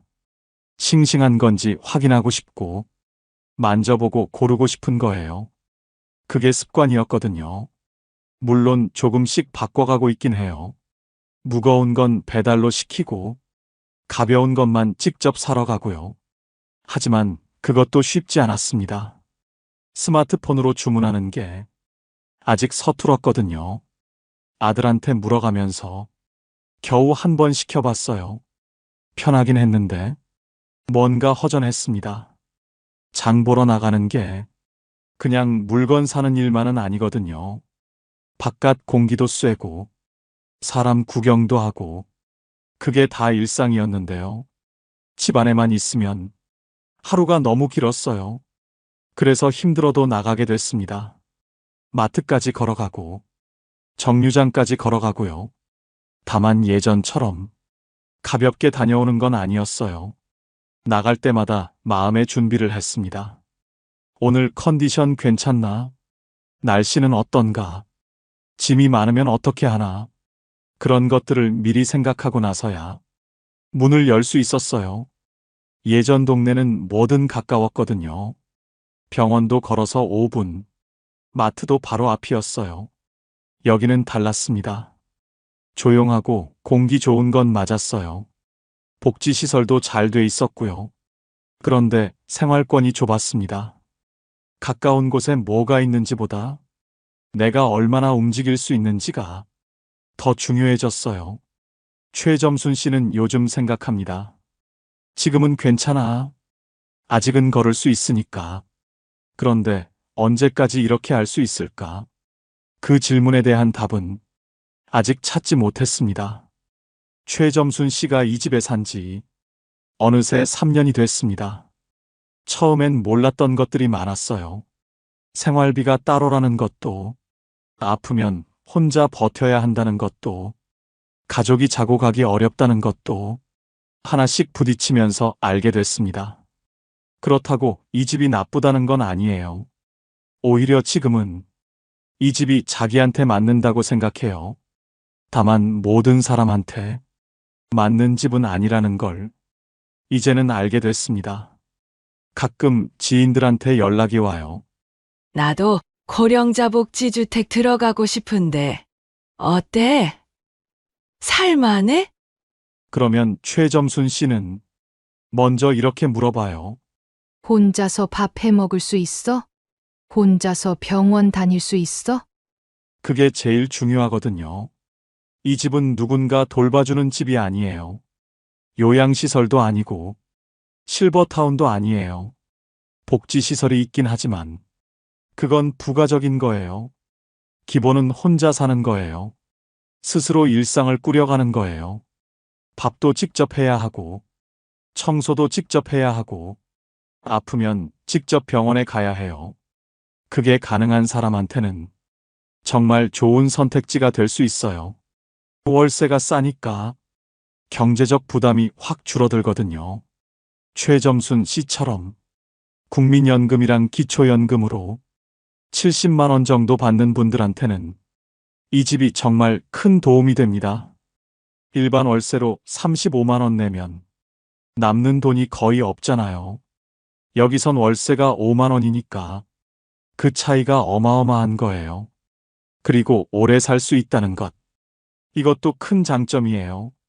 계약 갱신하면서 30년, 50년까지 살 수 있거든요. 나이 들어서 집 걱정 안 해도 된다는 게 얼마나 마음 편한 일인지 몰라요. 이사 걱정 없이 죽을 때까지 여기 있을 수 있다는 거. 그게 이 집의 가장 큰 장점이었습니다. 하지만요, 이 집이 안 맞는 사람도 있어요. 최점순 씨가 보기에 이런 분들한테는 좀 어려울 것 같았어요. 첫 번째, 사람 만나는 걸 좋아하는 분. 이 집은 조용해요. 너무 조용해요. 입주민들이 대부분 혼자 사시는 분들이고 다들 조용히 지내거든요. 복도에서 마주쳐도 인사 정도만 하고 지나가요. 함께 어울려서 뭘 하는 분위기는 아니에요. 물론 복지관에서 프로그램이 있긴 해요. 체조도 하고 노래교실도 하고요. 그런데 그것도 본인이 적극적으로 나가야 해요. 가만히 있으면 아무도 안 불러요. 사람들이랑 북적북적하게 지내고 싶은 분은 여기가 좀 심심할 수 있어요. 두 번째, 가족이 자주 오가는 분. 아까 말씀드렸듯이 가족이 방문하는 건 괜찮아요. 하지만 숙박은 어려워요. 명절 때 자녀들이 와서 다 같이 자고 가고 싶은 분들한테는 이 구조가 불편할 수 있어요. 예전처럼 온 가족이 모여서 북적이는 명절은 여기선 기대하기 어렵거든요. 세 번째, 건강이 많이 안 좋으신 분, 혼자 거동하기 힘들거나 누군가 도움이 필요한 분은 이 집이 맞지 않아요. 여기는 돌봄 서비스가 없거든요. 건강관리실에서 상담은 해주지만 매일 챙겨주는 건 아니에요. 거동이 불편해지면 다른 선택지를 찾아야 해요. 요양시설이나 돌봄 서비스가 있는 곳으로요. 최점순 씨는 그래서 요즘 건강관리에 더 신경을 씁니다. 여기서 오래 살려면 내가 건강해야 하거든요. 아침마다 복지관에서 하는 체조에 나가고 일주일에 2번은 산책을 해요. 다리 힘이 빠지면 이 집에서 못 살게 될 수도 있으니까요. 그게 이 집의 조건이에요. 스스로 생활할 수 있는 동안은 최고의 선택이 될 수 있어요. 하지만 그게 어려워지면 다른 준비를 해야 해요. 최점순 씨는 지금 그 두 가지를 다 생각하고 있습니다. 지금 여기서 잘 사는 것, 그리고 나중을 위한 준비. 이 집은 영원한 답이 아니라 지금의 답이라는 걸 그는 알고 있었어요. 최점순 씨는 요즘 가끔 이런 생각을 해요. 입주 전에 이걸 알았더라면 마음의 준비가 달랐을 텐데. 그래서 혹시 고령자 복지주택을 고민하고 계신 분들이 있다면 몇 가지 이야기를 드리고 싶다고 했어요. 첫 번째, 월세만 보지 말고 생활비를 계산해 보세요. 월세 5만 원. 이 숫자만 보면 정말 싸 보여요. 하지만 실제로 한 달에 나가는 돈은 그보다 훨씬 많아요. 전기세, 수도세, 가스비, 거기다 식비, 통신비까지 최점순 씨 기준으로 한 달에 25만 원 정도가 나갔어요. 물론 일반 월세보다는 훨씬 적어요. 하지만 5만 원만 나가는 건 아니에요. 입주 전에 내 수입이 얼마인지, 거기서 25만 원 정도 빼면 얼마가 남는지, 그걸 먼저 계산해 보시는 게 좋아요. 두 번째, 내 건강 상태를 솔직하게 봐야 해요. 이 집은 혼자 생활할 수 있는 사람을 위한 집이에요. 밥을 직접 해 먹을 수 있는지, 버스 타고 병원에 갈 수 있는지, 계단 오르내리는 게 힘들지 않은지, 지금 당장은 괜찮더라도 1년 뒤, 3년 뒤를 생각해 보세요. 건강이 나빠지면 이 집에서 계속 살기 어려울 수 있어요. 그때를 위한 플랜 B도 미리 생각해 두는 게 좋습니다. 세 번째, 위치를 직접 가보세요. 고령자 복지주택은 도심보다 외곽에 있는 경우가 많아요. 공고문에 나온 주소만 보지 말고 직접 가보시는 걸 추천해요. 버스 정류장까지 얼마나 걸리는지, 병원은 어디에 있는지, 마트는 가까운지, 지도로 보는 것과 직접 걸어보는 건 달라요. 특히 날씨 안 좋은 날, 그 거리를 걸을 수 있을지 상상해 보시는 게 좋아요. 최점순 씨는 그걸 안 했거든요. 입주하고 나서야 거리가 부담이 된다는 걸 알았어요. 네 번째, 공동생활에 대해 생각해 보세요. 이 집은 내 집이지만 완전히 자유로운 공간은 아니에요. 냄새 나는 음식 조심해야 하고, 밤에 소리 크게 내면 안 되고, 가족이 자고 가기도 어려워요. 혼자 조용히 사는 게 편한 분한테는 아무 문제 없어요. 하지만 예전처럼 내 집에서 마음대로 하고 싶은 분한테는 스트레스가 될 수 있어요. 나는 어떤 생활을 원하는지, 이 집의 규칙을 받아들일 수 있는지, 그것도 미리 생각해 보시면 좋겠어요. 다섯 번째, 기대를 조금 낮추세요. 고령자 복지주택이라는 이름이 주는 느낌이 있어요. 복지주택, 고령자를 위한, 그래서 뭔가 다 해결될 것 같은 기대가 생겨요. 하지만 이 집은 주거비를 낮춰주는 집이지 생활 전체를 책임져주는 집은 아니에요. 들어오면 끝이 아니라 들어와서도 스스로 꾸려가야 해요.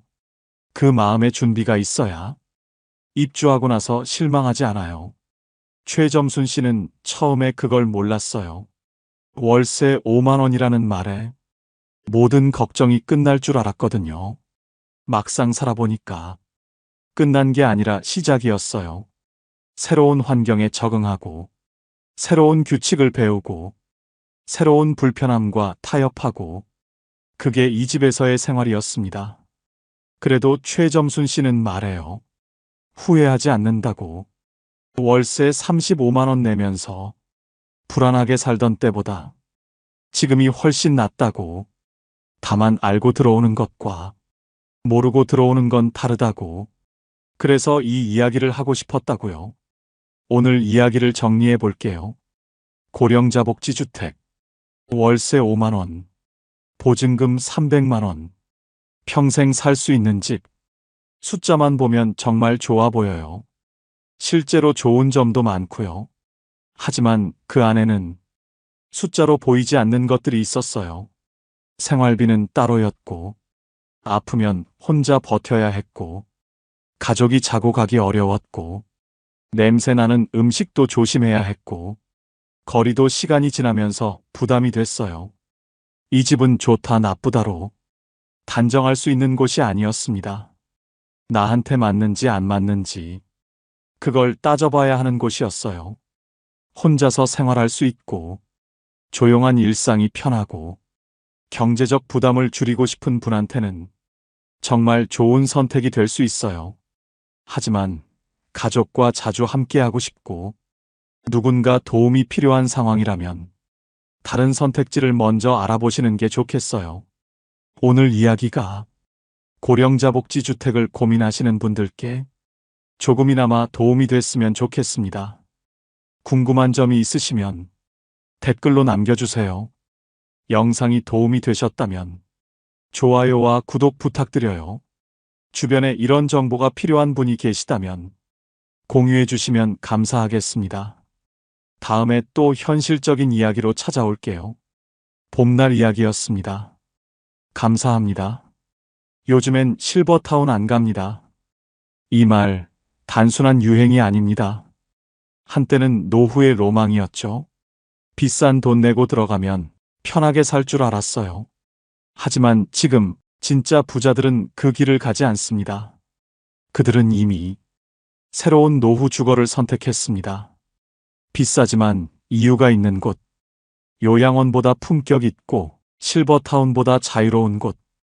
오늘은 그곳의 정체를 끝까지 함께 알아보겠습니다. 예전엔 실버타운이 인생의 목표였죠. 나중에 돈 모아서 실버타운 들어가자. 자식한테 짐 안 되고 편하게 살 수 있잖아. 이런 말들 익숙하시죠? 1990년대 후반부터 2010년대까지 실버타운은 성공한 노후의 상징이었습니다. 광고에서도 늘 행복한 노년의 모습을 보여줬어요. 골프장, 수영장, 헬스장, 도서관. 여기 들어오면 인생 2막이 시작됩니다 라는 문구와 함께요. 그때만 해도 실버타운은 특별한 사람들만 갈 수 있는 곳이었어요. 경제적 여유가 있고 건강하고 자녀에게 부담 주기 싫은 어르신들. 그런 분들이 선택하는 품격 있는 노후의 상징이었죠. 하지만 막상 들어가 보면 현실은 다릅니다. 입주 보증금 수천만 원, 월 생활비 200만 원에서 300만 원. 어떤 곳은 1억 원 이상의 보증금에 월 400만 원이 넘는 곳도 있어요. 그 정도 돈이면 호텔에서 살겠네? 라고 생각하실 수 있지만 실상은 호텔과는 거리가 멉니다. 그런데 문제는 돈이 아닙니다. 비싼데 불편하고 편리한데 외롭다는 거예요. 실제로 실버타운에 입소했던 한 70대 여성분은 이렇게 말했습니다. 처음엔 좋았어요. 밥 차려주고 청소해주고. 그런데 3개월 지나니까 답답하더라고요. 내가 뭘 하고 싶어도 정해진 시간에만 되고 누구랑 친해지고 싶어도 다들 문 닫고 살아요. 아침 먹고 방 들어가면 저녁까지 아무도 안 만나요. 한 건물 안에 수백 명이 살아도 대화 한마디 없는 날이 많아요. 복도에서 마주쳐도 고개만 끄덕이고 지나갑니다. 같은 식당에서 밥을 먹어도 각자 자기 테이블에만 앉아요. 왜일까요? 실버타운은 관리에 초점이 맞춰져 있기 때문입니다. 효율적으로, 안전하게, 깔끔하게. 하지만 그 안에 사람 사는 냄새는 없어요. 식사 시간은 정해져 있고 외출은 신고해야 하고 방문객도 제한되는 경우가 많습니다. 손주가 놀러와도 30분 이상 머물 수 없는 곳도 있어요. 관리되는 삶은 편하지만 삶의 온기가 없습니다. 게다가 건강이 나빠지면 더 큰 문제예요. 실버타운은 기본적으로 건강한 노인을 대상으로 합니다. 치매가 오거나 거동이 불편해지면 결국 요양병원이나 요양원으로 옮겨야 해요. 그럼 여기서 지불한 보증금은요? 다시 구해야 하는 거예요? 네, 맞습니다. 실버타운은 건강할 때만 머무를 수 있는 곳이에요. 진짜 돌봄이 필요해지는 순간 다시 길을 나서야 합니다. 한 80대 남성분은 이런 경험을 털어놨어요. 아내가 치매 초기 진단을 받았어요. 그런데 실버타운 측에서 퇴소 통보를 하더라고요. 다른 입주민들에게 피해가 간다면서요. 우리 부부가 10년을 살았는데 하루아침에 쫓겨난 기분이었어요. 이런 현실을 알게 된 사람들은 더 이상 실버타운을 꿈꾸지 않습니다. 차라리 집에 있다가 정말 필요할 때 요양원 가는 게 낫지 않나? 아니면 아예 처음부터 돌봄까지 가능한 곳을 찾아야 하나? 실제로 최근 몇 년 사이 실버타운 평균 입주율은 눈에 띄게 낮아졌습니다. 한때 대부분 만실에 가까웠지만 최근에는 공실이 늘었다는 현장 얘기가 이어지고 있어요. 반면 문의는 여전히 많습니다. 그런데 사람들이 묻는 질문이 달라졌어요. 혹시 아프면 어떻게 되나요? 요양 서비스도 있나요? 치매 걸려도 계속 있을 수 있나요? 이 질문들은 실버타운이 답할 수 없는 질문들이에요. 바로 이 지점에서 새로운 선택지가 등장하기 시작했습니다. 요즘 어르신들은 달라요. 이제는 요양보다 자립을 원합니다.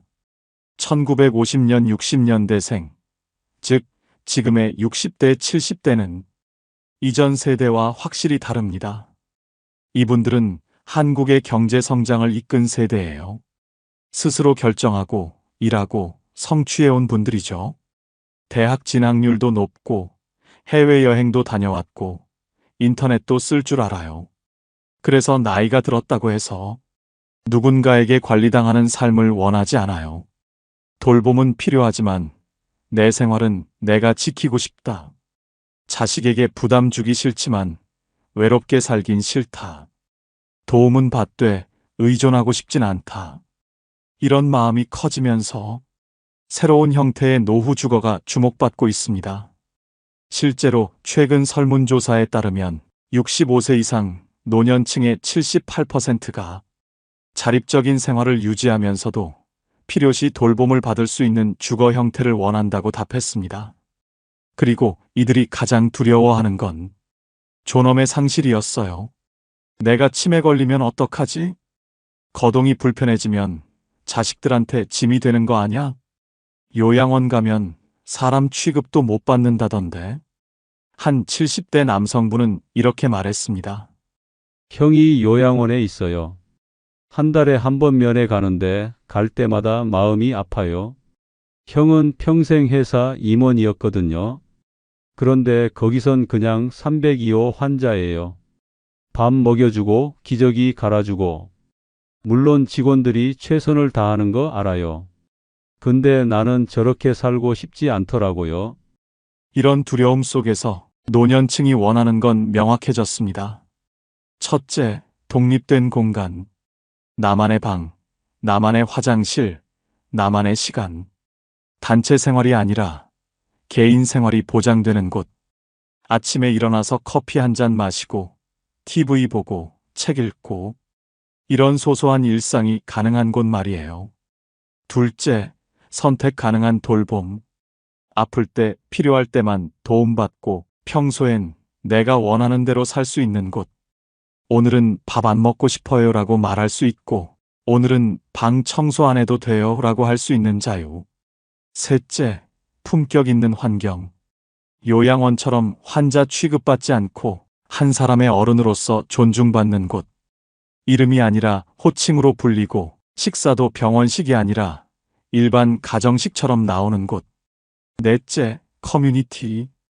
혼자 있고 싶을 땐 혼자 있을 수 있지만 외로울 땐 사람을 만날 수 있는 곳. 억지로 프로그램에 참여하지 않아도 되지만 원하면 함께할 수 있는 사람들이 있는 곳. 이 네 가지를 동시에 충족하는 곳, 과연 존재할까요? 많은 사람들이 말했습니다.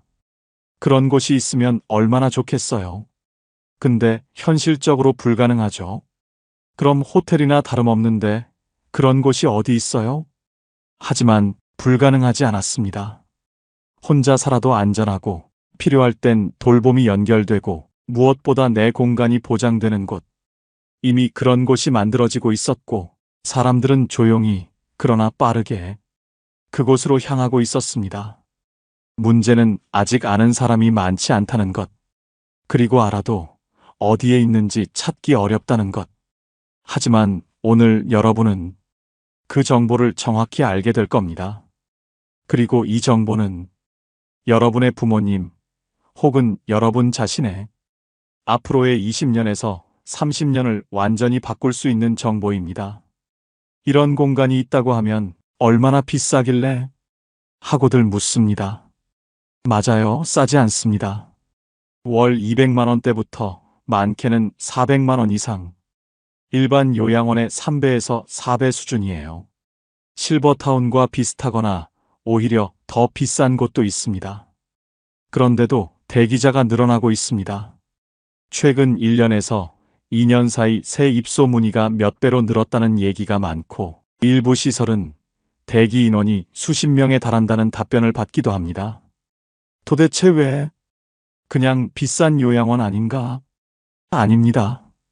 이곳은 요양원과는 차원이 다릅니다. 왜일까요? 돈이 있어도 자식 곁에 얹혀 살기 싫고 실버타운은 답답하고 요양원은 품격이 없다는 거예요. 한 입소자, 가족부는 이렇게 말했습니다.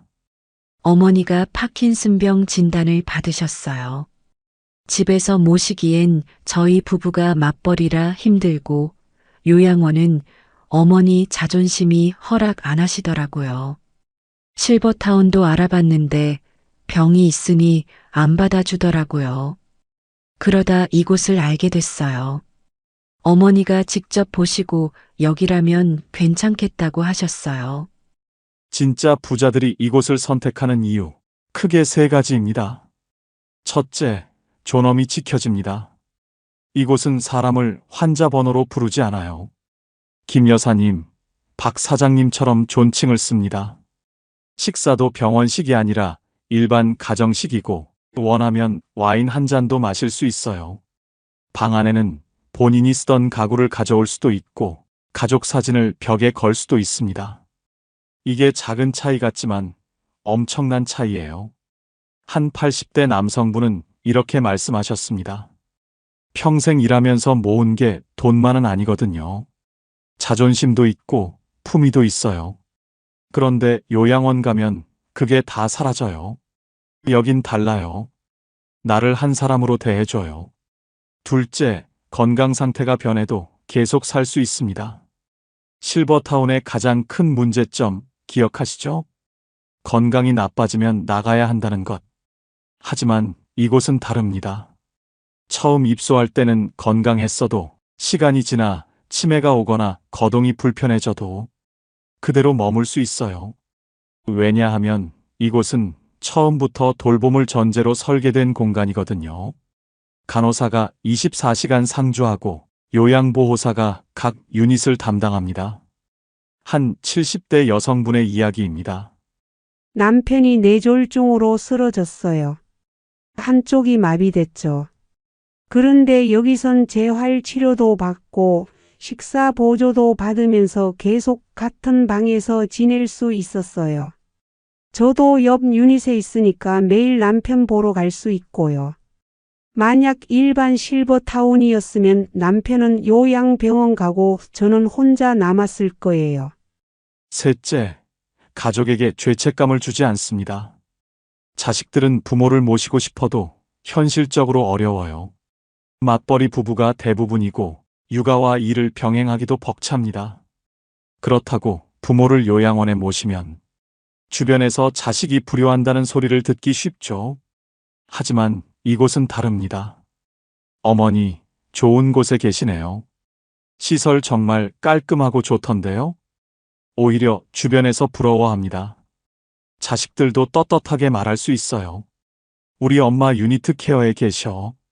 한 40대 딸의 말입니다. 처음엔 죄책감이 들었어요. 엄마를 시설에 보낸다는 게. 근데 엄마가 더 행복해 보이세요. 당신만의 공간도 있고 친구도 생기고 아플 때 바로 간호받을 수 있으니까요. 저도 매주 찾아뵙는데 엄마가 오히려 너무 자주 오지 말고 내일이나 해라고 하세요. 그래서 사람들은 묻습니다. 도대체 그곳이 어디야? 어떻게 들어가? 우리 부모님도 보낼 수 있을까? 지금부터 그 해답을 알려드리겠습니다. 그곳의 이름, 바로 유니트 케어입니다. 혹시 처음 들어보셨나요? 당연합니다. 아직 우리나라에서는 생소한 개념이거든요. 유니트 케어는 한마디로 개인 맞춤형 고급 요양주거입니다. 한 사람 혹은 부부 단위로 유닛이라 불리는 독립된 공간에서 생활하고 필요할 땐 전문 돌봄 인력이 바로 옆에 있습니다. 호텔 같은 개인실, 요양 같은 돌봄 시스템, 이 두 가지를 완벽히 결합한 신개념 노후 주거입니다. 사실 유니트 케어는 북유럽에서 시작된 개념이에요. 스웨덴, 덴마크, 네덜란드 같은 나라에서는 이미 1990년대부터 이런 형태의 요양주거가 표준이 되었습니다. 이들 나라는 노인도 한 사람의 인간으로서 존엄하게 살 권리가 있다는 철학을 바탕으로 대형 요양원 대신 소규모 유닛형 시설을 만들기 시작했어요. 그 결과는 놀라웠습니다. 입소자들의 삶의 질이 크게 향상되었고 치매 증상도 느리게 진행되었으며 가족들의 만족도도 월등히 높았어요. 우리나라는 2023년부터 보건복지부 주도로 유니트 케어 시범 사업을 시작했습니다. 노인 돌봄의 패러다임을 바꾸자. 시설 중심이 아니라 사람 중심으로. 이런 목표 아래 시작된 사업이에요. 그렇다면 유니트 케어는 구체적으로 어떤 곳일까요? 우선 유닛이라는 개념을 이해해야 합니다. 유닛은 독립된 거주 공간이에요. 작게는 10제곱미터에서 크게는 20제곱미터 이상. 각 유닛에는 다음과 같은 것들이 갖춰져 있습니다. 마이너스 침대와 옷장이 있는 개인 침실, 마이너스 독립된 화장실과 샤워실, 마이너스 작은 냉장고와 수납 공간, 마이너스 TV와 인터넷, 마이너스 응급 호출벨, 마이너스 온도 조절 장치. 여기까지 보면 그냥 원룸 아닌가? 라고 생각할 수 있어요. 하지만 차이는 여기서부터 시작됩니다. 각 유닛 밖에는 공용 공간이 있어요. 보통 10개에서 15개 유닛이 하나의 클러스터를 이룹니다.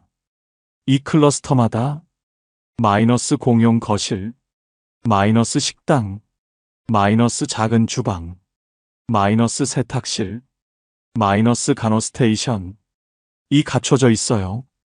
그리고 가장 중요한 것, 각 클러스터마다 전담 요양보호사가 배치됩니다. 이게 일반 요양원과의 결정적 차이예요. 일반 요양원은 요양보호사 1명이 수십 명을 담당하지만 유니트 케어는 1명이 10명에서 15명만 담당합니다. 한 요양보호사의 이야기입니다. 예전 요양원에서는 1명이 30명을 봤어요. 밥 먹이고 기저귀 갈고 약 챙기기도 벅찼죠. 근데 여기선 10명만 봐요. 그러니까 한 분 한 분 이름도 외우고 좋아하는 음식도 알고 어제 기분이 어땠는지도 기억할 수 있어요. 이게 진짜 돌봄이더라고요.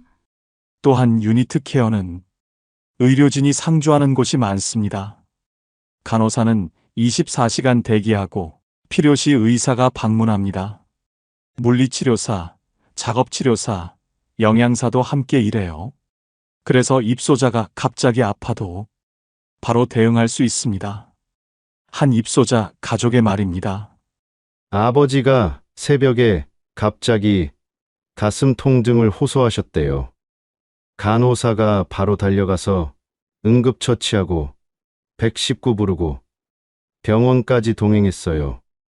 만약 집에 혼자 계셨으면 큰일 날 뻔했죠. 이처럼 유니트 케어는 집 같은 편안함과 병원 같은 안전함을 동시에 제공하는 공간입니다. 그래서 사람들은 말합니다. 이런 곳이 진짜 노후 주거지. 유니트 케어의 가장 큰 특징은 자유로운 돌봄이에요. 실버타운과 뭐가 다를까요? 이 질문이 가장 많이 들어옵니다. 둘 다 비싸잖아요. 둘 다 개인실 있잖아요. 그럼 뭐가 달라요? 결정적인 차이, 지금부터 하나씩 알려드리겠습니다. 첫 번째 차이는 건강이 나빠져도 계속 살 수 있습니다. 실버타운의 가장 큰 문제, 기억하시죠? 건강할 때만 머물 수 있다는 것. 치매가 오면 나가야 합니다. 거동이 불편해지면 나가야 합니다. 병원 입원이 잦아지면 역시 나가야 합니다. 한 실버타운 입소자의 경험담입니다. 남편이 파킨슨병 진단을 받았어요. 처음엔 괜찮았는데 점점 악화됐죠. 그러다 실버타운 측에서 통보가 왔어요. 다른 입주민 분들께 불편을 드릴 수 있어 퇴소 권고합니다라고요. 우리 부부 8년 살았는데 결국 나와야 했어요. 하지만 유니트 케어는 정반대예요. 각 유닛에는 침실, 욕실, TV, 냉장고, 응급벨이 모두 설치돼 있고 24시간 간호 인력과 요양보호사가 상주합니다. 처음 입소할 때 건강했어도 시간이 지나 치매가 오거나 거동이 불편해져도 그대로 머물 수 있어요. 왜냐하면 처음부터 돌봄을 전제로 설계된 공간이니까요. 한 유니트 케어 입소자, 가족의 말입니다.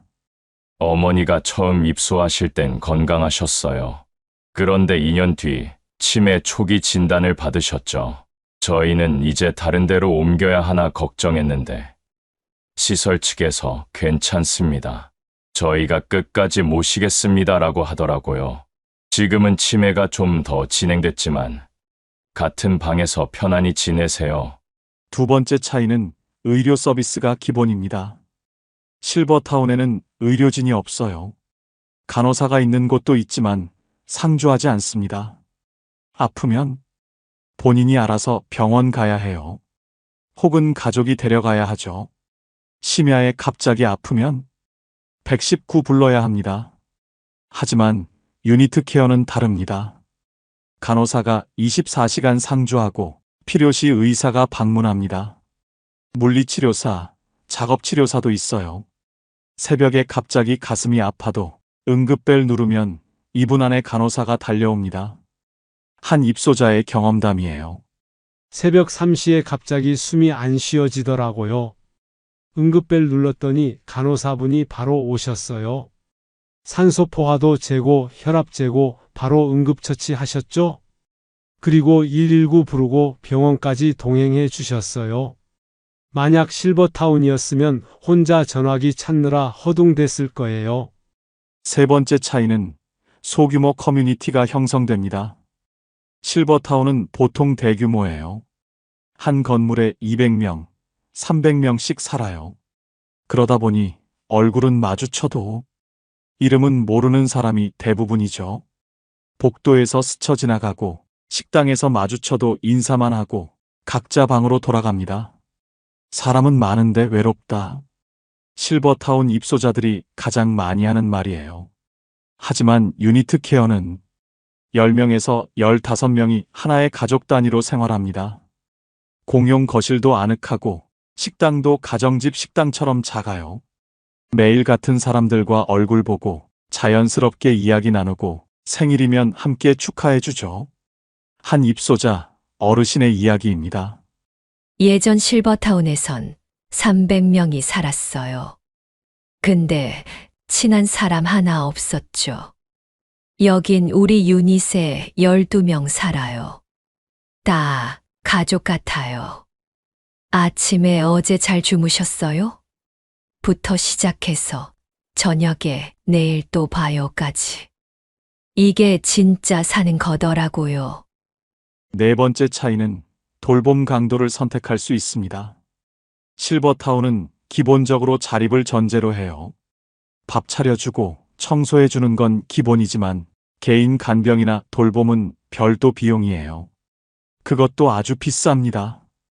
개인 간병사를 쓰려면 하루 10만 원에서 15만 원, 한 달이면 300만 원에서 450만 원이 추가로 듭니다. 하지만 유니트 케어는 돌봄이 기본 서비스예요. 요양보호사가 각 유닛을 담당하고 필요한 만큼 도움을 받을 수 있어요. 오늘은 혼자 씻을 수 있으면 혼자 씻고, 내일은 힘들면 도움받고, 식사도 마찬가지예요. 식당에서 혼자 먹을 수 있으면 식당에서 먹고, 힘들면 방으로 가져다 드리고, 더 힘들면 식사 보조까지 해드려요. 한 요양보호사의 말입니다. 어르신들 상태가 매일 달라요.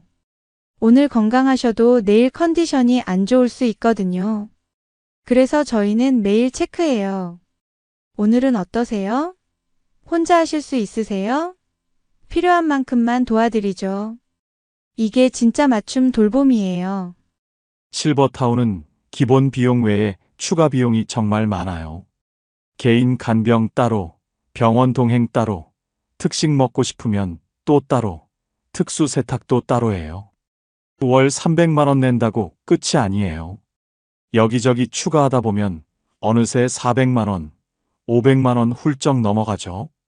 그런데 유니트 케어는 기본 비용에 대부분 포함되어 있어요. 하루 세 끼 식사에 간식까지, 세탁, 청소, 생활지원, 기본 간호, 요양보호까지요.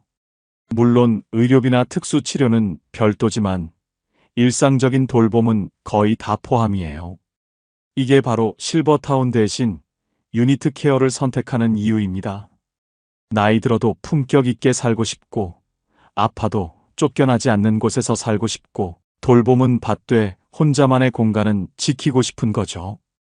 이 모든 걸 충족하는 곳, 그곳이 바로 유니트 케어입니다.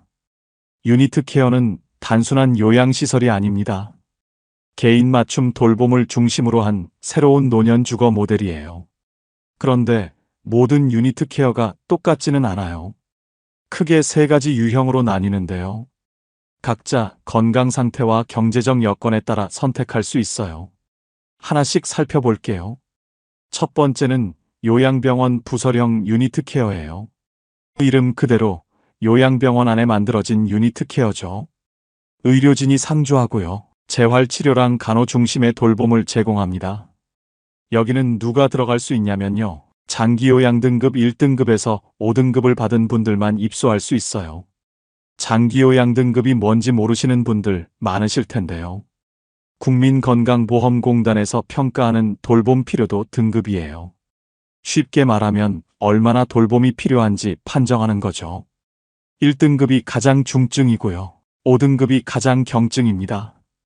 요양병원 부서령의 가장 큰 장점은 뭐냐면요. 요양보험이 적용된다는 거예요. 그래서 본인 부담금이 상대적으로 적습니다. 월 60만 원에서 150만 원 정도. 물론 등급이랑 소득 수준에 따라 달라지긴 하지만요. 일반 유료 요양병원보다는 훨씬 저렴해요. 한 가족분이 이런 이야기를 하셨어요. 아버지가 뇌졸중으로 쓰러지셨대요. 한쪽 팔다리를 못 쓰시게 됐죠. 장기요양 1등급 판정받고 유니트케어 요양병원에 입소하셨답니다. 월 비용은 120만 원 정도 나오는데요. 개인실에서 지내시고 매일 재활치료 받으시고 간호사분들이 24시간 케어해 주신대요. 일반 요양병원이었으면 다인실에서 지내셨을 거래요. 두 번째는 요양원형 유니트 케어입니다. 이건 일상생활은 가능한데 돌봄이 필요한 어르신들을 위한 형태예요. 역시 장기요양 등급자만 들어갈 수 있고요. 요양보호사가 상주하면서 24시간 케어가 기본으로 제공됩니다. 요양병원 부설형이랑 뭐가 다르냐면요. 의료보다는 생활 돌봄에 더 초점이 맞춰져 있어요. 병원 같은 느낌보다는 집 같은 느낌이 더 강하죠. 식사 도움, 목욕 도움, 화장실 이용 도움, 이런 일상생활 지원이 중심이에요. 비용도 요양보험이 적용되니까 본인 부담이 크지 않아요. 월 80만 원에서 180만 원 정도인데요. 등급과 시설에 따라 차이가 있어요. 일반 요양원과 비슷한 수준이지만 환경은 훨씬 좋죠. 한 입소자분 이야기를 들어보니까요. 어머니가 치매 진단을 받으셨대요. 집에서 모시기엔 24시간 돌봄이 필요해서 어려웠고요. 그래서 유니트 케어 요양원에 모셨는데 다인실이 아니라 개인 공간에서 지내시니까 훨씬 안정적이시래요. 같은 유닛에 사시는 분들이랑도 친해지셔서 가족처럼 지내신답니다. 세 번째가 바로 자립형 고급 주거형 유니트 케어예요. 이게 최근에 진짜 부자들이 몰리는 곳으로 주목받고 있는 형태예요. 앞에 두 가지랑 결정적으로 다른 점이 있어요. 요양 등급이 없는 건강한 노년층도 입소할 수 있다는 거죠. 쉽게 말하면요. 아직 건강한데 미리 들어가서 사는 거예요. 호텔식 생활과 전문 돌봄을 동시에 누릴 수 있고요. 나중에 건강이 나빠져도 계속 그곳에서 살 수 있어요.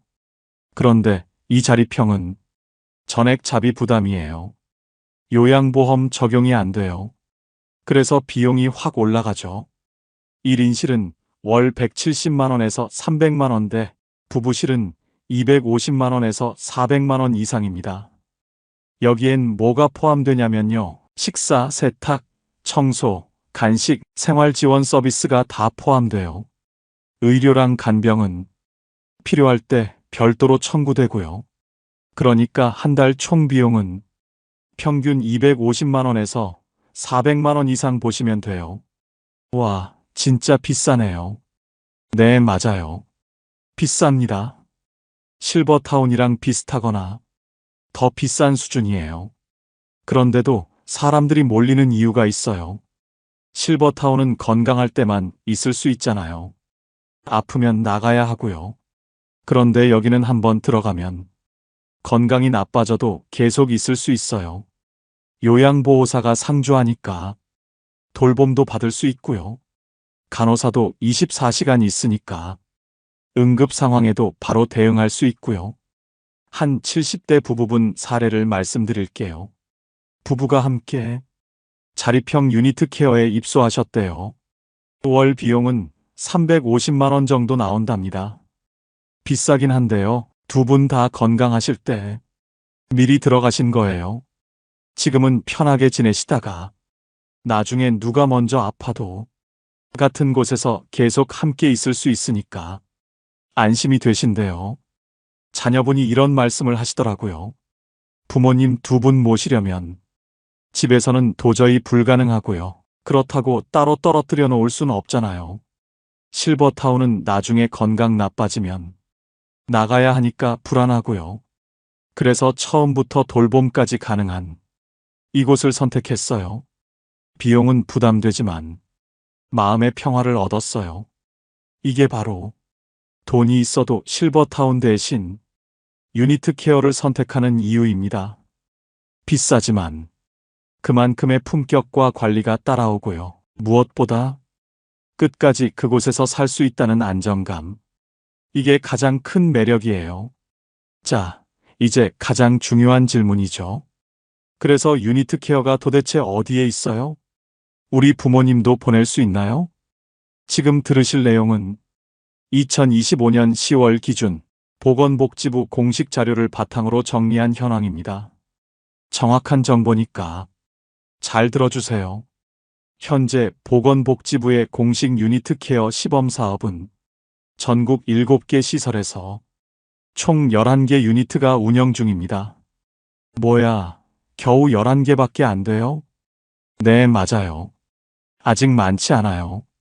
그중 경기도가 4개소로 가장 많고요. 그 외에 전북, 전남, 충남 지역에서도 1차 시범 사업이 진행 중입니다. 이 시설들은 모두 노인 요양병원이나 요양원 부설 형태로 운영되고 있으며 2024년 7월부터 실제 입소가 이루어지고 있어요.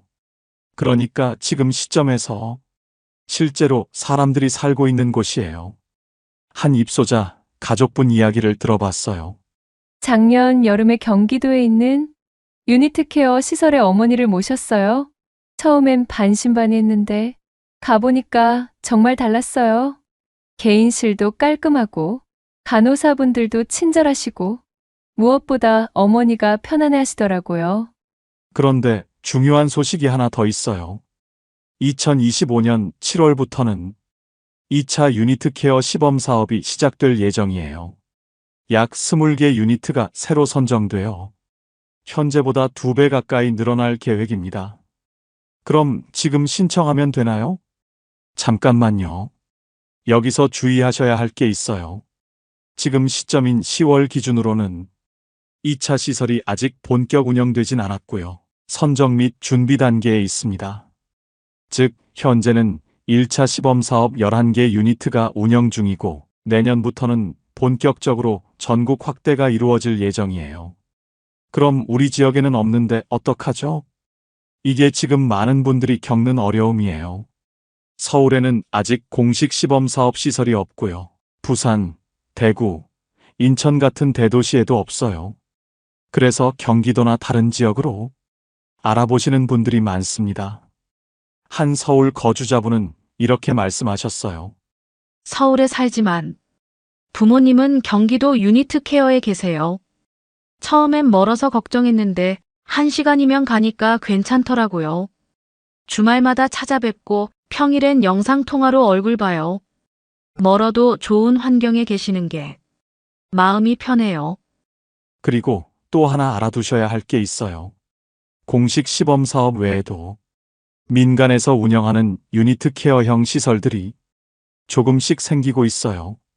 이런 곳들은 보건복지부 시범 사업은 아니지만 유니트 케어 개념을 도입해서 운영하는 곳들이에요.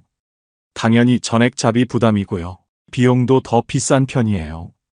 하지만 선택지가 많지 않으니까 이런 곳들도 알아보시는 분들이 계세요. 그럼 어떻게 찾아요? 일단 가장 확실한 방법은 보건복지부나 국민건강보험공단 홈페이지에 올라온 유니트 케어 시범사업 공지문을 확인하는 거예요. 거기엔 참여기관 이름과 주소, 연락처가 전부 공개되어 있습니다. 참여시설 목록을 확인하셨다면 해당 시설에 직접 전화로 문의하시면 됩니다. 현재 입소 가능 여부, 대기 상황, 비용 등을 상담받으실 수 있어요. 입소하려면 어떻게 해야 하나요? 일단 장기요양 등급이 필요한 곳은 먼저 등급 신청을 하셔야 해요.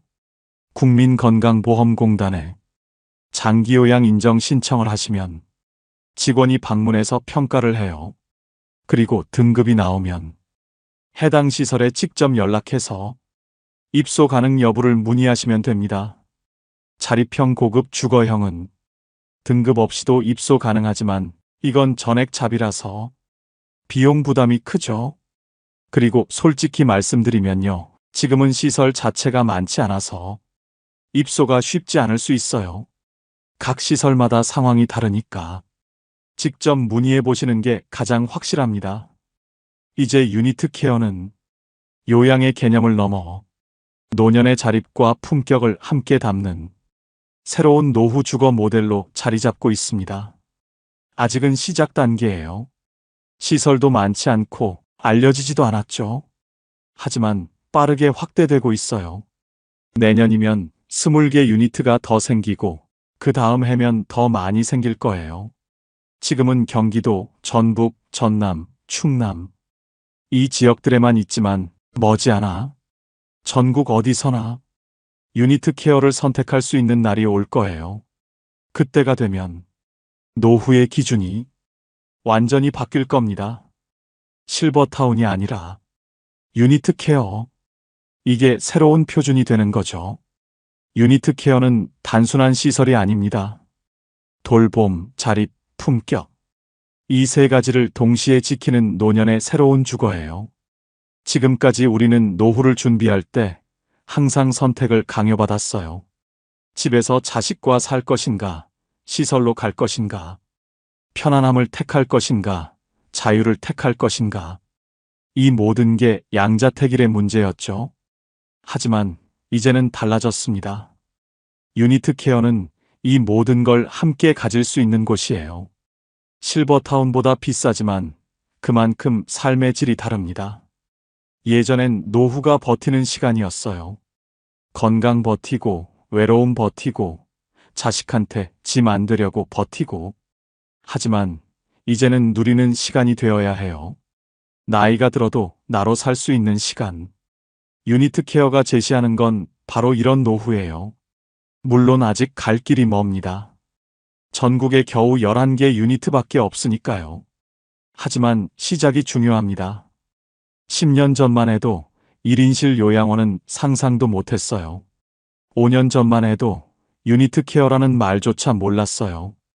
그런데 지금은 보건복지부가 직접 나서서 새로운 모델을 만들고 있어요.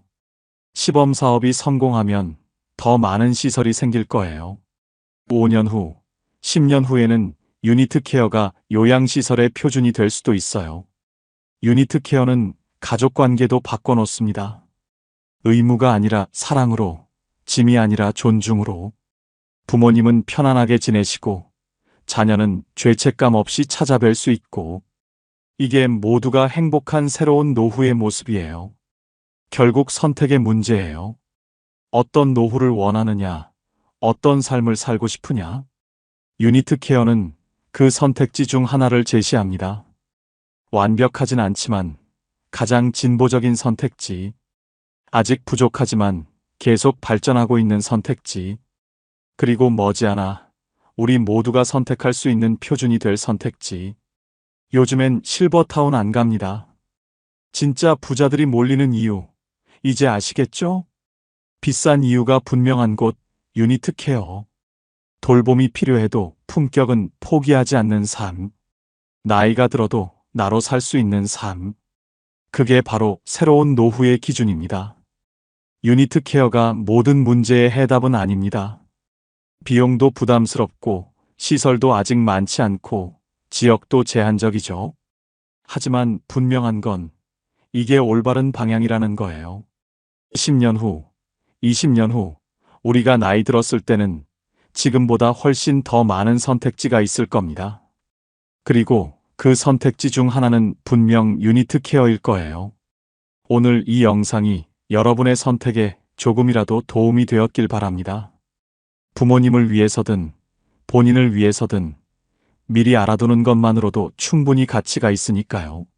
새로운 노후, 이제 선택할 수 있습니다. 오늘 영상이 도움이 되셨다면 좋아요와 구독 부탁드립니다. 여러분의 노후가 품격 있고 행복하기를 바랍니다. 감사합니다.